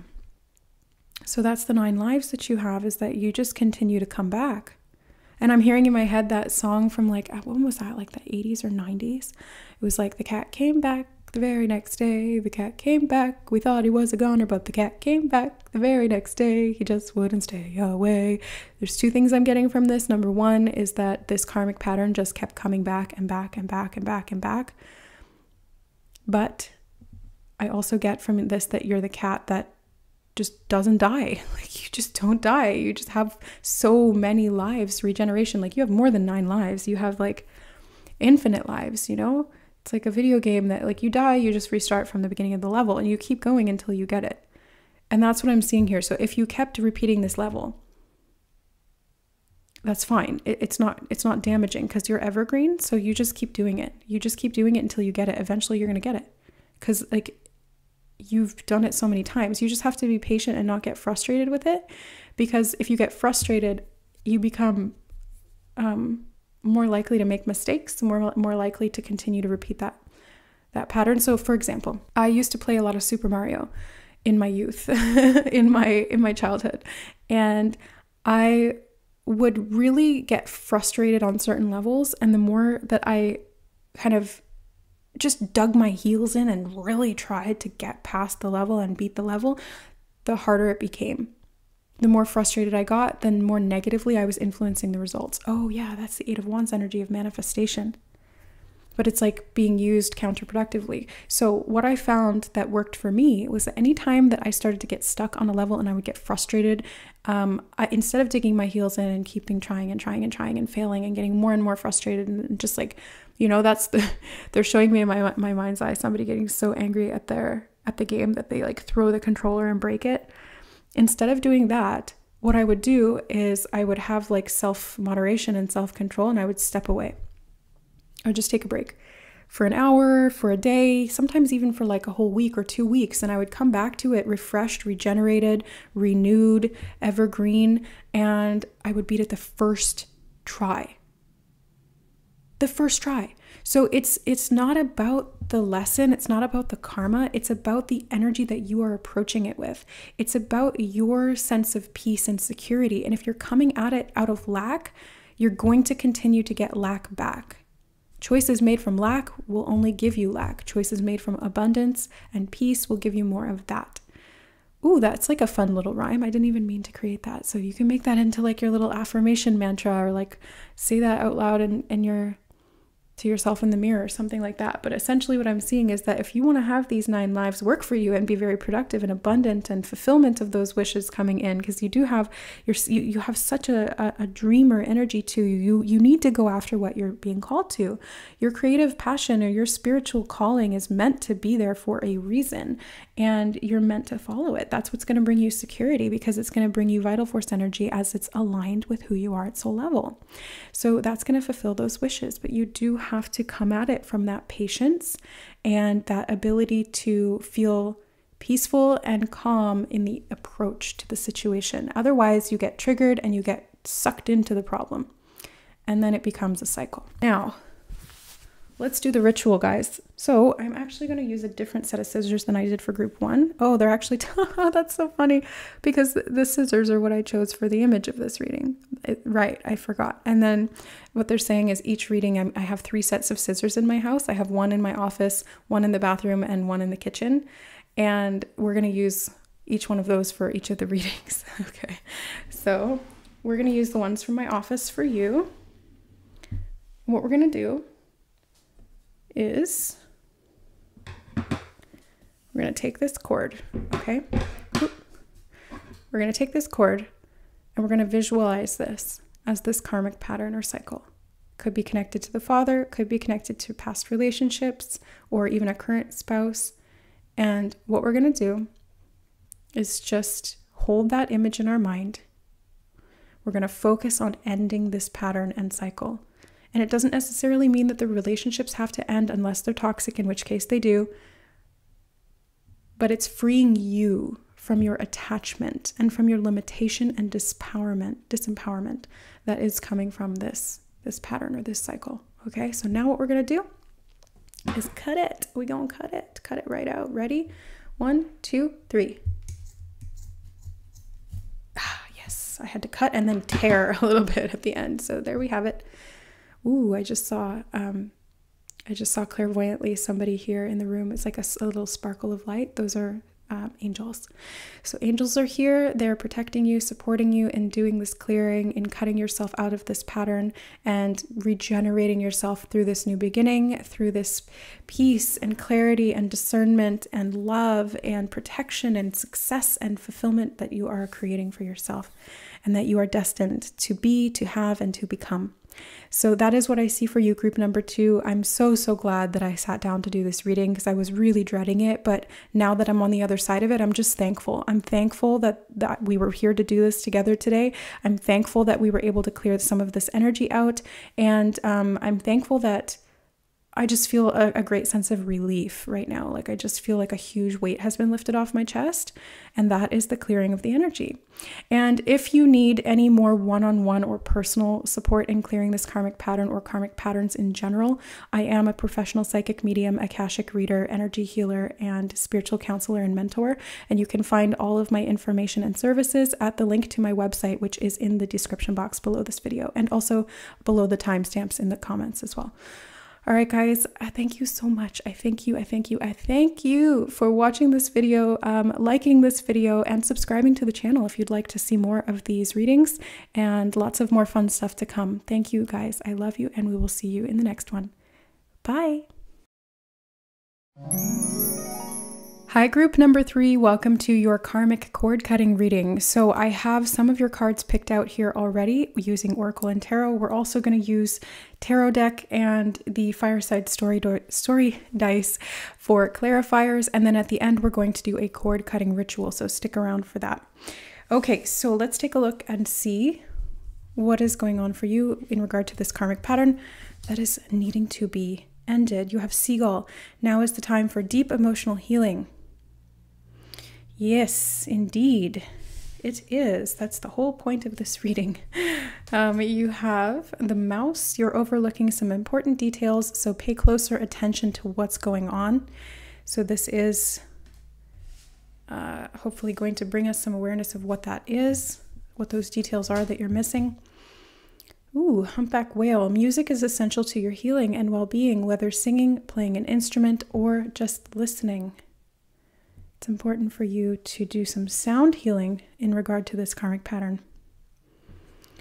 All right, so the next 3 cards are past life karma cards, but I feel just like number 1, yours is more present life. Sometimes past life patterns will still present themselves in present life. Actually, most times they will, and or they will kind of have spin-off types of karmic patterns that mirror or are they basically kind of are parallel to the original karmic pattern, or they just kind of like grew out of that, you know what I mean? But there's something about yours that's present life is what I'm feeling. But let's just take a look. You have finances in reverse.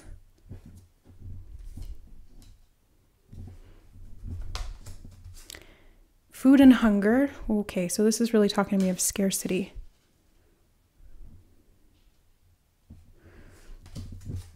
And the arts. Oh, it's a starving artist. And you literally had the musician energy there, and then the music energy, and then you have a guitar. Okay.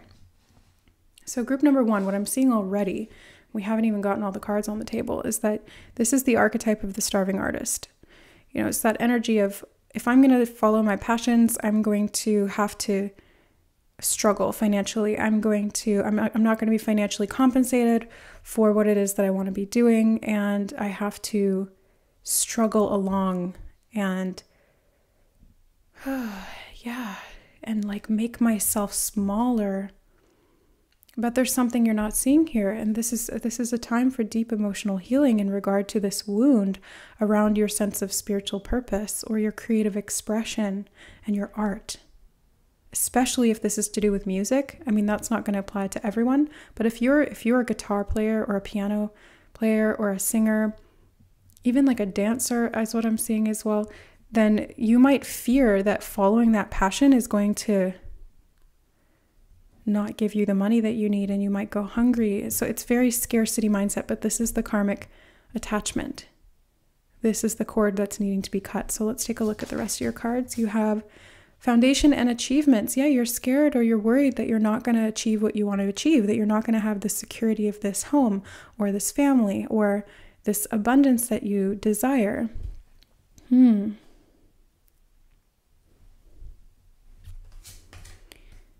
Authority. So this could even feel like there's people who are in authority positions who don't support you, or who you feel like are gatekeepers. I just heard the word gatekeepers. So maybe you feel like somebody in a position of authority has to approve of what it is that you're doing to get that money. So like, let's say, for example, you're an artist and you're an independent creator. You feel as though somebody like a record deal or like a record label needs to approve of you so that you'll get the money so that you won't go hungry. But I'm feeling like there's fear around committing to these types of contracts or something like that because you're afraid that it's going to distort your creative vision, or it's going to limit your creative expression, or it's going to in some way make you like a sellout. But what I'm seeing here is that you deserve to be financially compensated for your gift. And if you are aligned with that, if you are standing in your power, which is your own inner authority, your own sovereignty, then when you do sign a contract, or when you do get that notoriety from a position of authority, or even just from the public, you are going to have that come in a way that is more aligned because you are more aligned to begin with. There's achievement here that's wanting to come in for you. It's part of your karmic destiny is what I'm hearing. You're meant to achieve this. You're meant to be in this role, not because your ego wants to be rich and famous or something like that. It's because you're meant to express your divine gift, which could be through music or healing or sound healing or emotional healing. It doesn't have to be related to music, but it's like an art. It's an art skill. It's an art form that you're able to do. And you're meant to be financially compensated for that because that's the universe balancing things out. If you are giving a lot, then you need to be getting a lot. But for some reason you feel like you're not, or you feel like you're blocked or being gate-kept from that, because it feels like this foundation and achievement is blocked. Okay, let's keep going. Ah, yeah, okay. 5 of Coins reversed. 5 of Coins is lack, feeling left out in the cold, not having enough, struggling financially, struggling with your health, but specifically here we're seeing it in regard to finances. So I really do see group number 3 that this is a financial issue. This is a block in your money. This is a block in your own ability to create and manifest abundance for yourself in the financial realm, especially as it relates to your creative expression. So you have also the Knight of Coins reversed, but you're here to turn that around. You need to understand the emotional ins and outs of this. That's why you're called to this. You've been called to this reading, is because there's something that you're not seeing or something that you're overlooking here. And it's going to help you break free from this lack. It's going to help you get out of these cycles of not having enough, or feeling as though you can't dedicate time, energy, or resources to your creative expression, because then you won't have food, or you won't have rent, or you won't have, something else like transportation money. You won't have gas money, things like that. Because Knight of Coins can literally be about transportation. So it's like, you might be in this kind of conflict with yourself, like, I really want to book some studio time, but I can't afford it, because if I do that, then I'm not going to have gas money, or I'm not going to have gas money to get to the studio. So it's like this rock in a hard place is what I'm seeing. It's like you're stuck between a rock and a hard place. But you've been called to this reading for a reason. You're meant to break this karmic cycle. So let's take a look at what that might look like for you. You have so many coins, finances, coins. This is the 7 of Coins, and it's also reversed. So I feel like this is you becoming very impatient with the manifestation of your desires, or just not seeing any of it come in. It's like you're putting in all this effort, you've dedicated time and energy to it, but it's not bringing anything in. The reason for that is not because you're not talented. It's not because you're not doing the right thing. There's certain things that you are missing here. There's certain key points that you're not seeing, or that you haven't acted on yet. And I think these are in regard to your own inner authority. It's like your ability to be in your power. So especially with the humpback whale and the authority, this is making me think of like, you're so big. Like, think about a humpback whale. It's so big. It's so powerful. It moves fairly slowly, but it has the power to go quite quickly. And what I'm seeing in my mind's eye is like a humpback whale that has to eat so much krill, so many little tiny, organisms and little fish and things like that, or seaweed, or what do they eat? Plankton, thank you, Spirit. Plankton, so much little tiny things. So they have to have large quantities of that to sustain themselves, because they're huge. So this is like little things and big things. And it's the little things that are going to sustain you, not the big things. But you do need the little things in large quantities.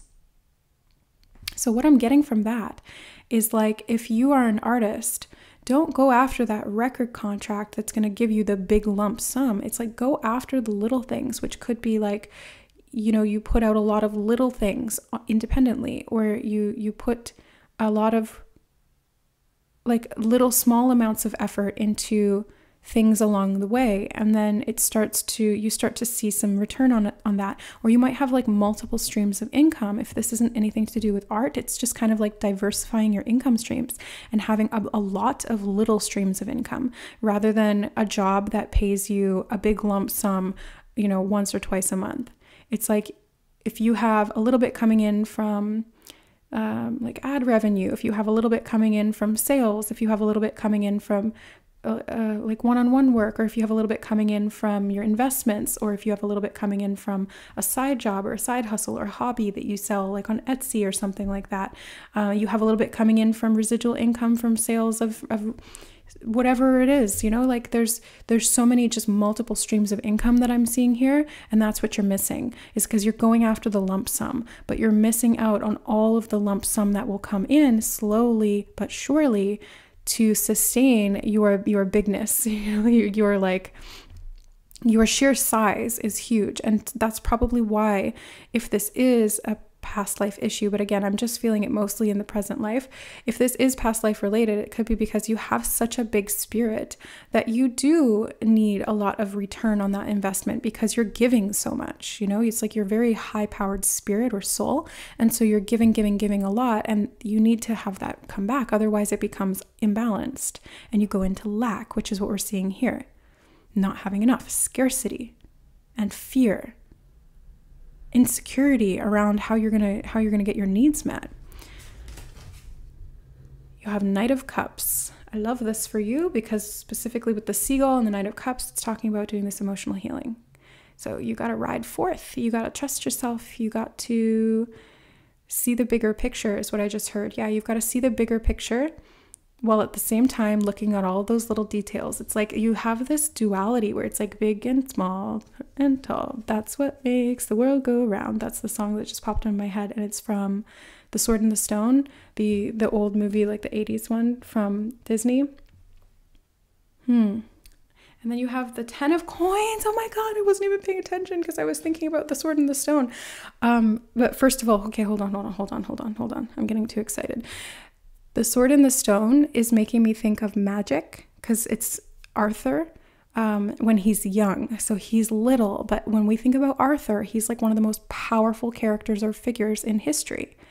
So it's like you feel like you are small, but you are this huge authority figure. Arthur was the leader of the Round Table, but for him it was all about equality, but he was also like a very powerful king and leader. That's authority. He was like an emperor type energy. And so, because that's what this is, the emperor. So I feel like you are needing to learn to trust yourself. You're needing to learn to trust your skill, and you're needing to diversify. You're needing to have all of these different perspectives so that you can find all of these ins and outs and bigs and smalls and fit them together so you see the bigger picture. Because in that movie, what Merlin is teaching Arthur is about like the different ways in the world. And so he becomes a fish so he can have the perspective of a fish, and he becomes a squirrel, and he becomes I can't remember the other ones, but they like try out all these different things so that he can have perspectives of life. And that is what you might be missing, is like these other perspectives of life that may be smaller than your own because you're such a big soul, but you're meant to have that bird's eye view and to see the details. Wow. Okay. And then the 10 of Coins. You guys, group number 3, are meant to have abundance. You are meant to have financial success. You are meant to have a lot of money. You are not meant to exist in scarcity, because that is lack and that is not your divine will. That's not divine. That's not divinity. Like if you think of a divine soul, a divine expression, are they going to be in lack? No, no. Some of you are saying yes. No, I'm sorry, you're wrong. I'm not trying to be aggressive about it. I love you guys. I just mean, like, seriously, if you are a divine soul, you are infinite, and that is abundance, and you are a creator. And so anything you need, you just create it. But in the physical world, if you are disconnected from that, if you're not seeing the bigger picture of who and what you are, and you're stuck in the limited mindsets and the lack and the programming and the scarcity, then yeah, you're missing a huge part of this equation, which is that you are a divine creator and you can manifest what it is that you desire. But first you have to become that. You have to be in alignment with that. You have to see it, you have to believe it, you have to trust it, and you have to act like it every single day. And you can also follow your inner guidance, especially if you're an artist. If you're a creative, you're a natural channel. Let me just tell you that right now. If you are a painter, if you are a singer, if you are a music writer, if you are a writer, if you are like literally anything, and it doesn't even have to be those art type things. It can be anything that you channel through you, because that's what imagination and creativity is. It's channeling from your soul. It's channeling from the universe. You are highly spiritually connected. So the more that you channel, the more vital force energy you're bringing in, the more that you can manifest and create. I want to get some clarifiers on this. So what does group number 3 need to do to channel this energy more effectively? Because they've been really stuck in lack, spirit. So how can they get out of this and cut this karmic pattern out of their life, to step back into their power, to trust themselves again, to get out of self-sabotage, yeah, and self-deception? It's like you're not seeing something clearly. It's being stolen from you. Like but I'm specifically seeing the 7 of Swords here as self-deception. So it's like you've been deceiving yourself because you haven't been seeing something clearly. You've been stealing from yourself, group number 3.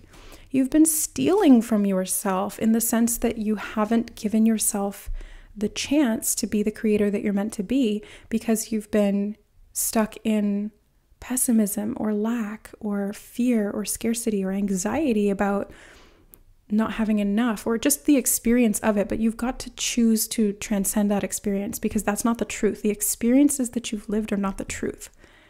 They are examples of what you're currently resonating at. That's it. So you've got to follow your soul here. You've got to trust your path. If you were called to do something, you were called to do it for a reason. It's not arbitrary. If you were given a divinely inspired idea, a creative vision, there's a reason for that. And the only reason it hasn't happened is because you're going about it from the wrong energy. You've got to change your frequency. For you guys, group number 3, I feel like you need to do some 7D manifesting blueprint work. The 7D manifesting blueprint is like the roadmap to get from point A to point B in terms of our frequency shifts and changes, and how that significantly, literally, tangibly changes our reality. If you're interested, I do offer those. They're on my website. But yeah, I just feel like you are not living up to your potential right now. And I don't mean that in a harsh way. I'm so sorry. I'm not trying to be harsh with you. You are so creative. You're so talented, group number 3. And what I mean by you're not living up to your potential is not that you're not doing good enough work. I'm saying you're not in the right frequency. And so because of that, you just keep coming up short. And that's not fair to you. It's not equal. It's not a good exchange, because you're giving so much and they're not getting enough back. And you're like this huge being that needs all of this return, it needs to be equal. That's karmic balance. So that's why this is a karmic cord of attachment, because you're attached to the lack. You're attached to the ego perception of your scarcity and the experiences that has brought to you, and especially the association with scarcity and artistry. Yeah, it really is the archetype of the starving artist. Okay, let's take a look at let's take a look at your tarot cards that you have as clarifiers here, okay? I just want to fix these a little. All right. King of Wands. Yep.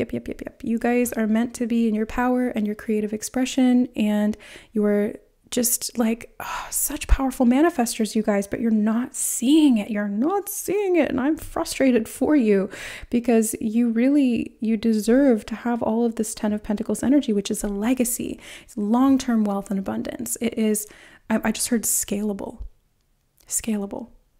And I'm kind of laughing because it's a dragon card. So there's scales on the dragon being very, very tough. Maybe this is about your vulnerability or your sense of self-worth as well. It's you've got to trust that you are strong, you're big, you're tough. But I also see scalability as again, when it comes to residual income, is it scalable? Is your business model scalable? Is what you're charging for scalable? Or if you're not charging, then, oh my God, you girl or guy or them, you got to start charging. You have to have reciprocation for what you're giving out. You can't just give it all away for free. Because this is divine energy that we're talking about here. And if it's not being valued, then it's not being reciprocated. It's not being equal. So yeah, you're really meant to stand in your power in this lifetime and be your divine creative expression. It's the powerful The King of Wands is giving me like businessman energy, but like creative businessman. So he's super innovative and he's very creatively inspired, and he just like goes into deep meditation and then he comes out with these brilliant, innovative ideas that nobody else has thought of.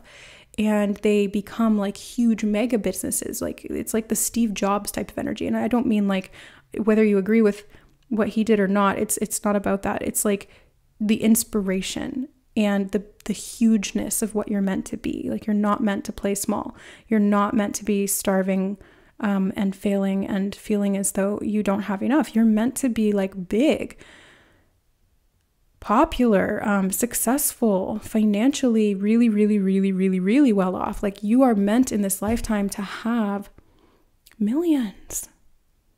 And I would not say that if I did not feel it and see it energetically at soul level.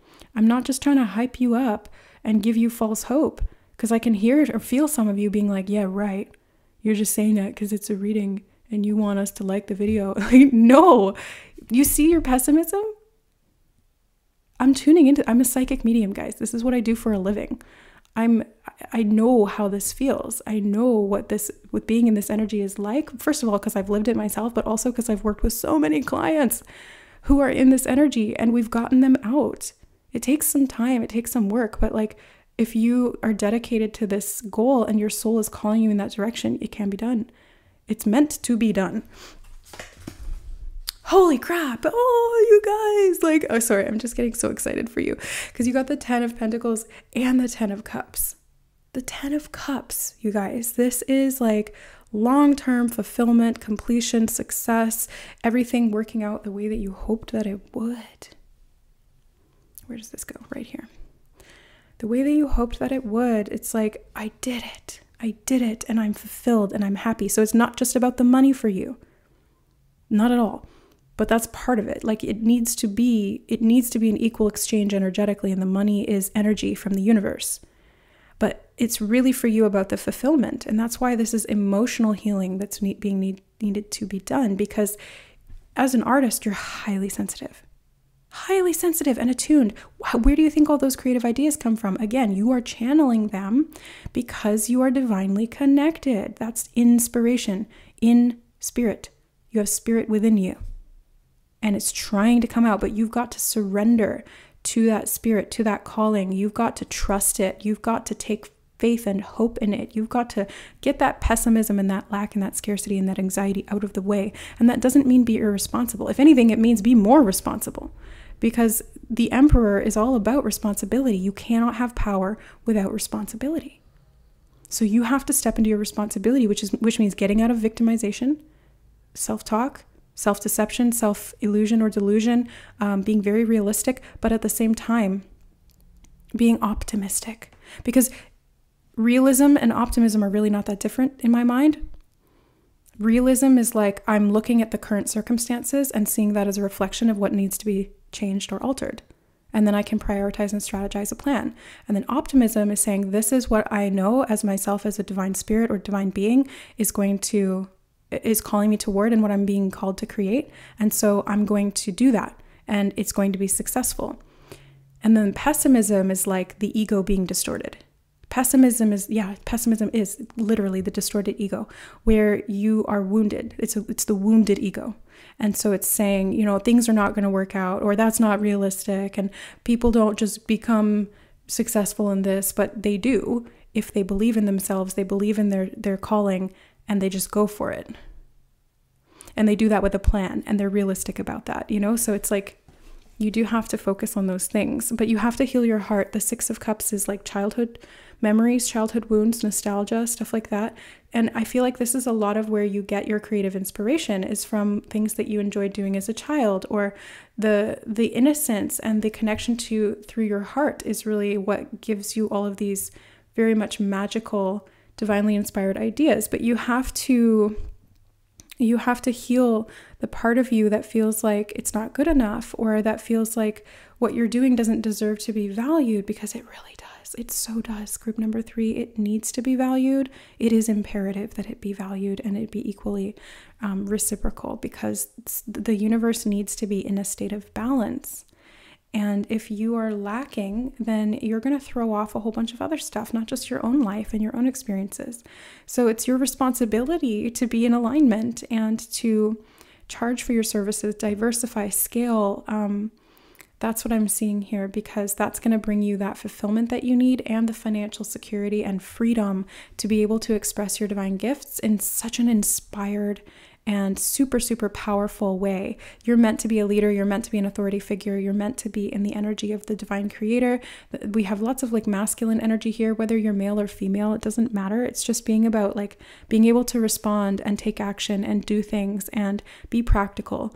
And at the same time, very divinely inspired and very, very emotionally tuned in to the natural inspiration of the universe. Okay, let's get the story dice. So this is the fireside story dice, and I'm using it for divination in these readings. So what we're going to do is we're going to see what images come up and how that relates to the reading. So I do want to ask kind of like what you need to do to clear this out. Because we know it's to do with emotional healing. We know it's to do with like charging for your services or charging more for your services or diversifying and scaling and planning, taking authority, being responsible. We know all of that, but I want to get some additional information. So what does group number 3 need to do? What does group number 3 need to do in regard to this karmic pattern and cutting this cord, clearing this attachment, healing from this wound or from this karma? Okay, so the first one I saw that really caught my eye is the evergreen, and I did see this in group number 2 as well, and it's giving me the same message as it did in group number 2. So the evergreen here is talking about something that is evergreen, and evergreen in terms of art and creative things is like, for example, maybe you create a song and you sell, or no, you put that song out and then you keep getting residual income from it. So like for 20, 30 years to come, you're still getting residual income from that song because people are still using it or they're still listening to it. So that's evergreen. You know, you did something once and then it paid you forever. That's what we're seeing here. In terms of finances, it's like you need to diversify, you need to scale, and you need to create evergreen income.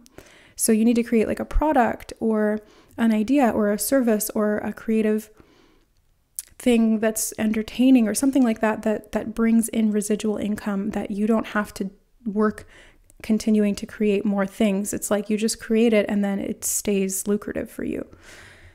And I'm seeing the fishing rod here. So I feel like this is to do with you learning to feed yourself.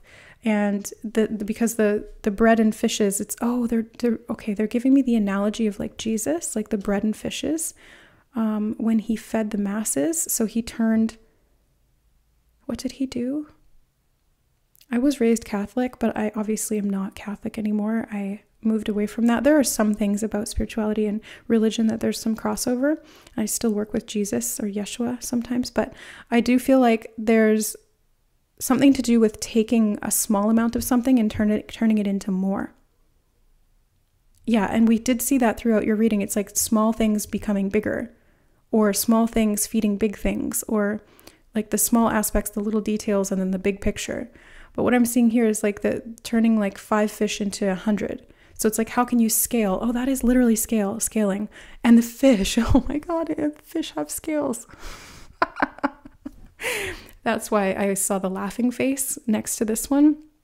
But they told me to talk about this one first, but now I'm laughing. So yeah, it's like the puns. Oh my God, the puns. Your soul, your spirit has a great sense of humor, guys.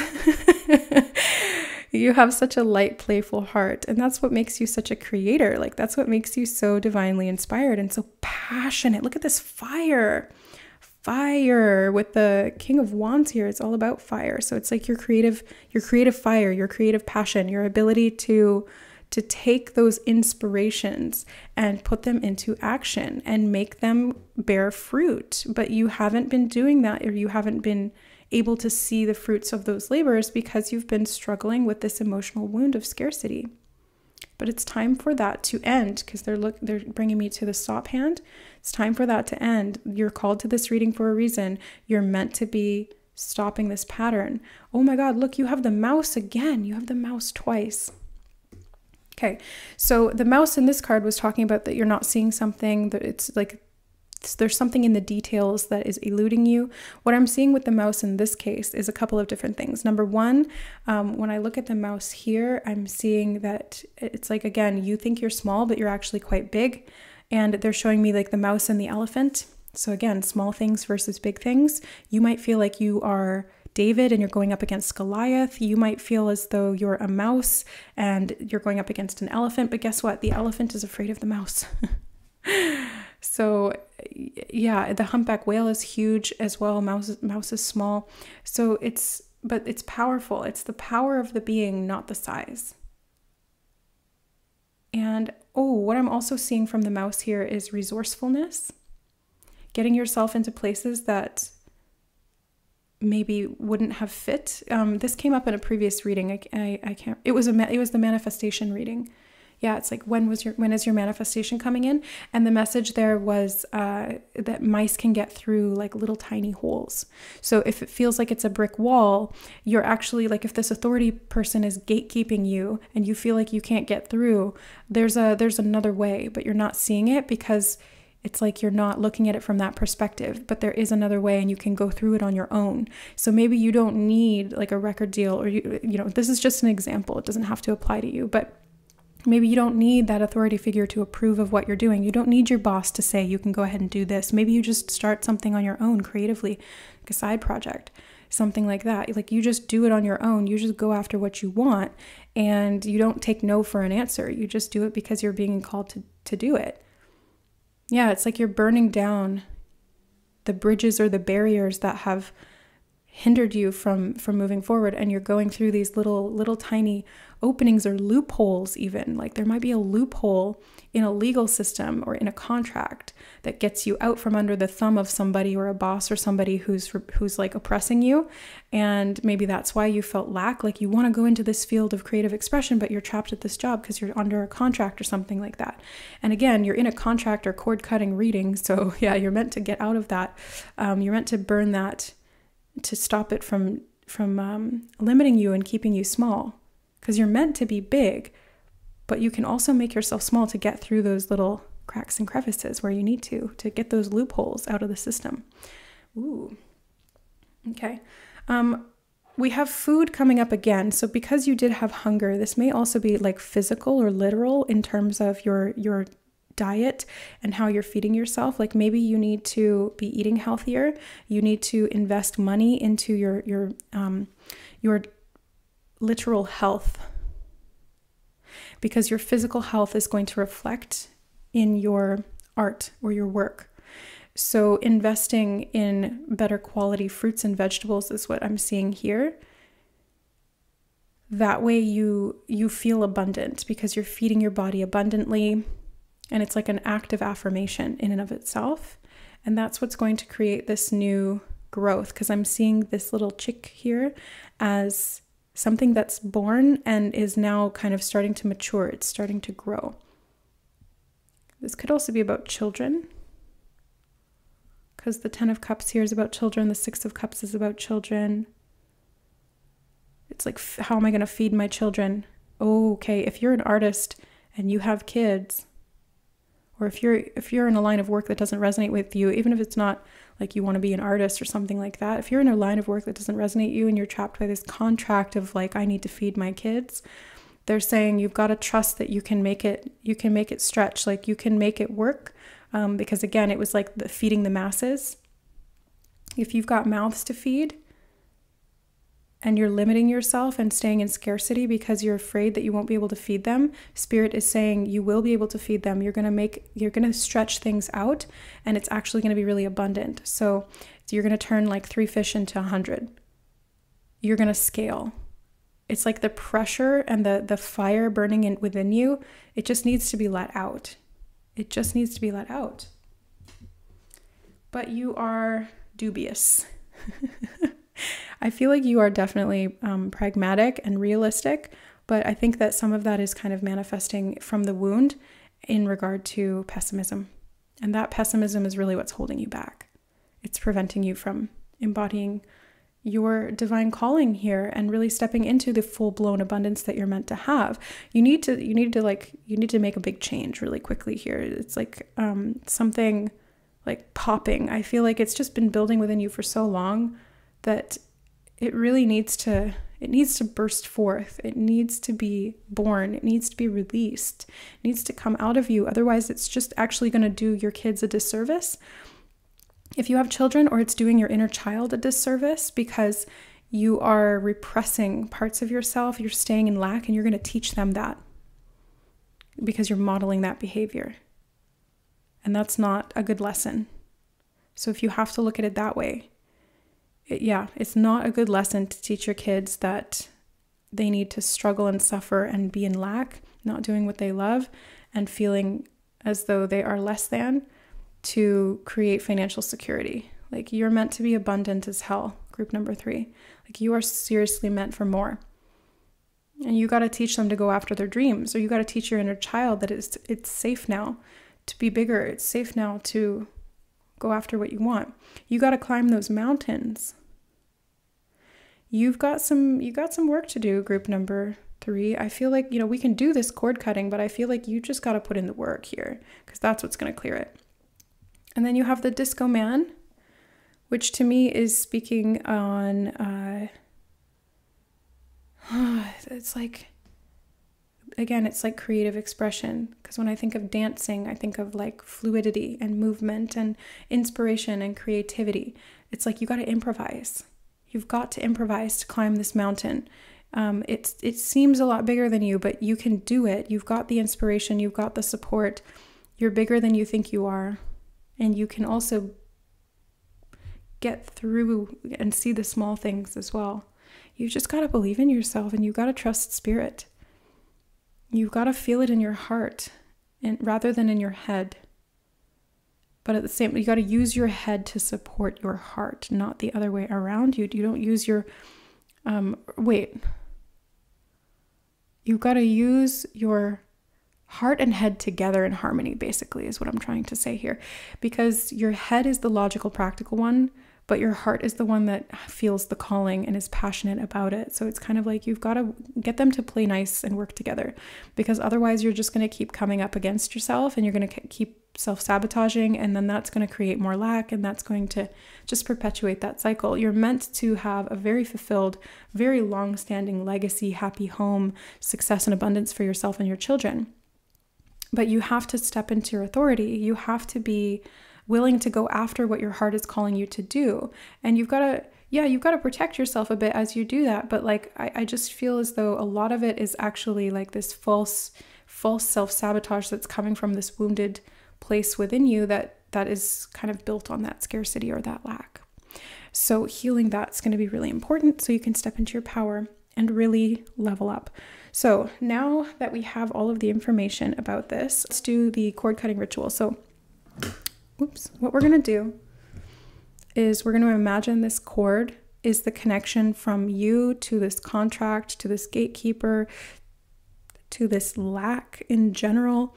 And what we're going to do is hold that intention of this cord being cut, freeing you from the limitation, the lack, the scarcity, the pessimism, the fear or the anxiety as well.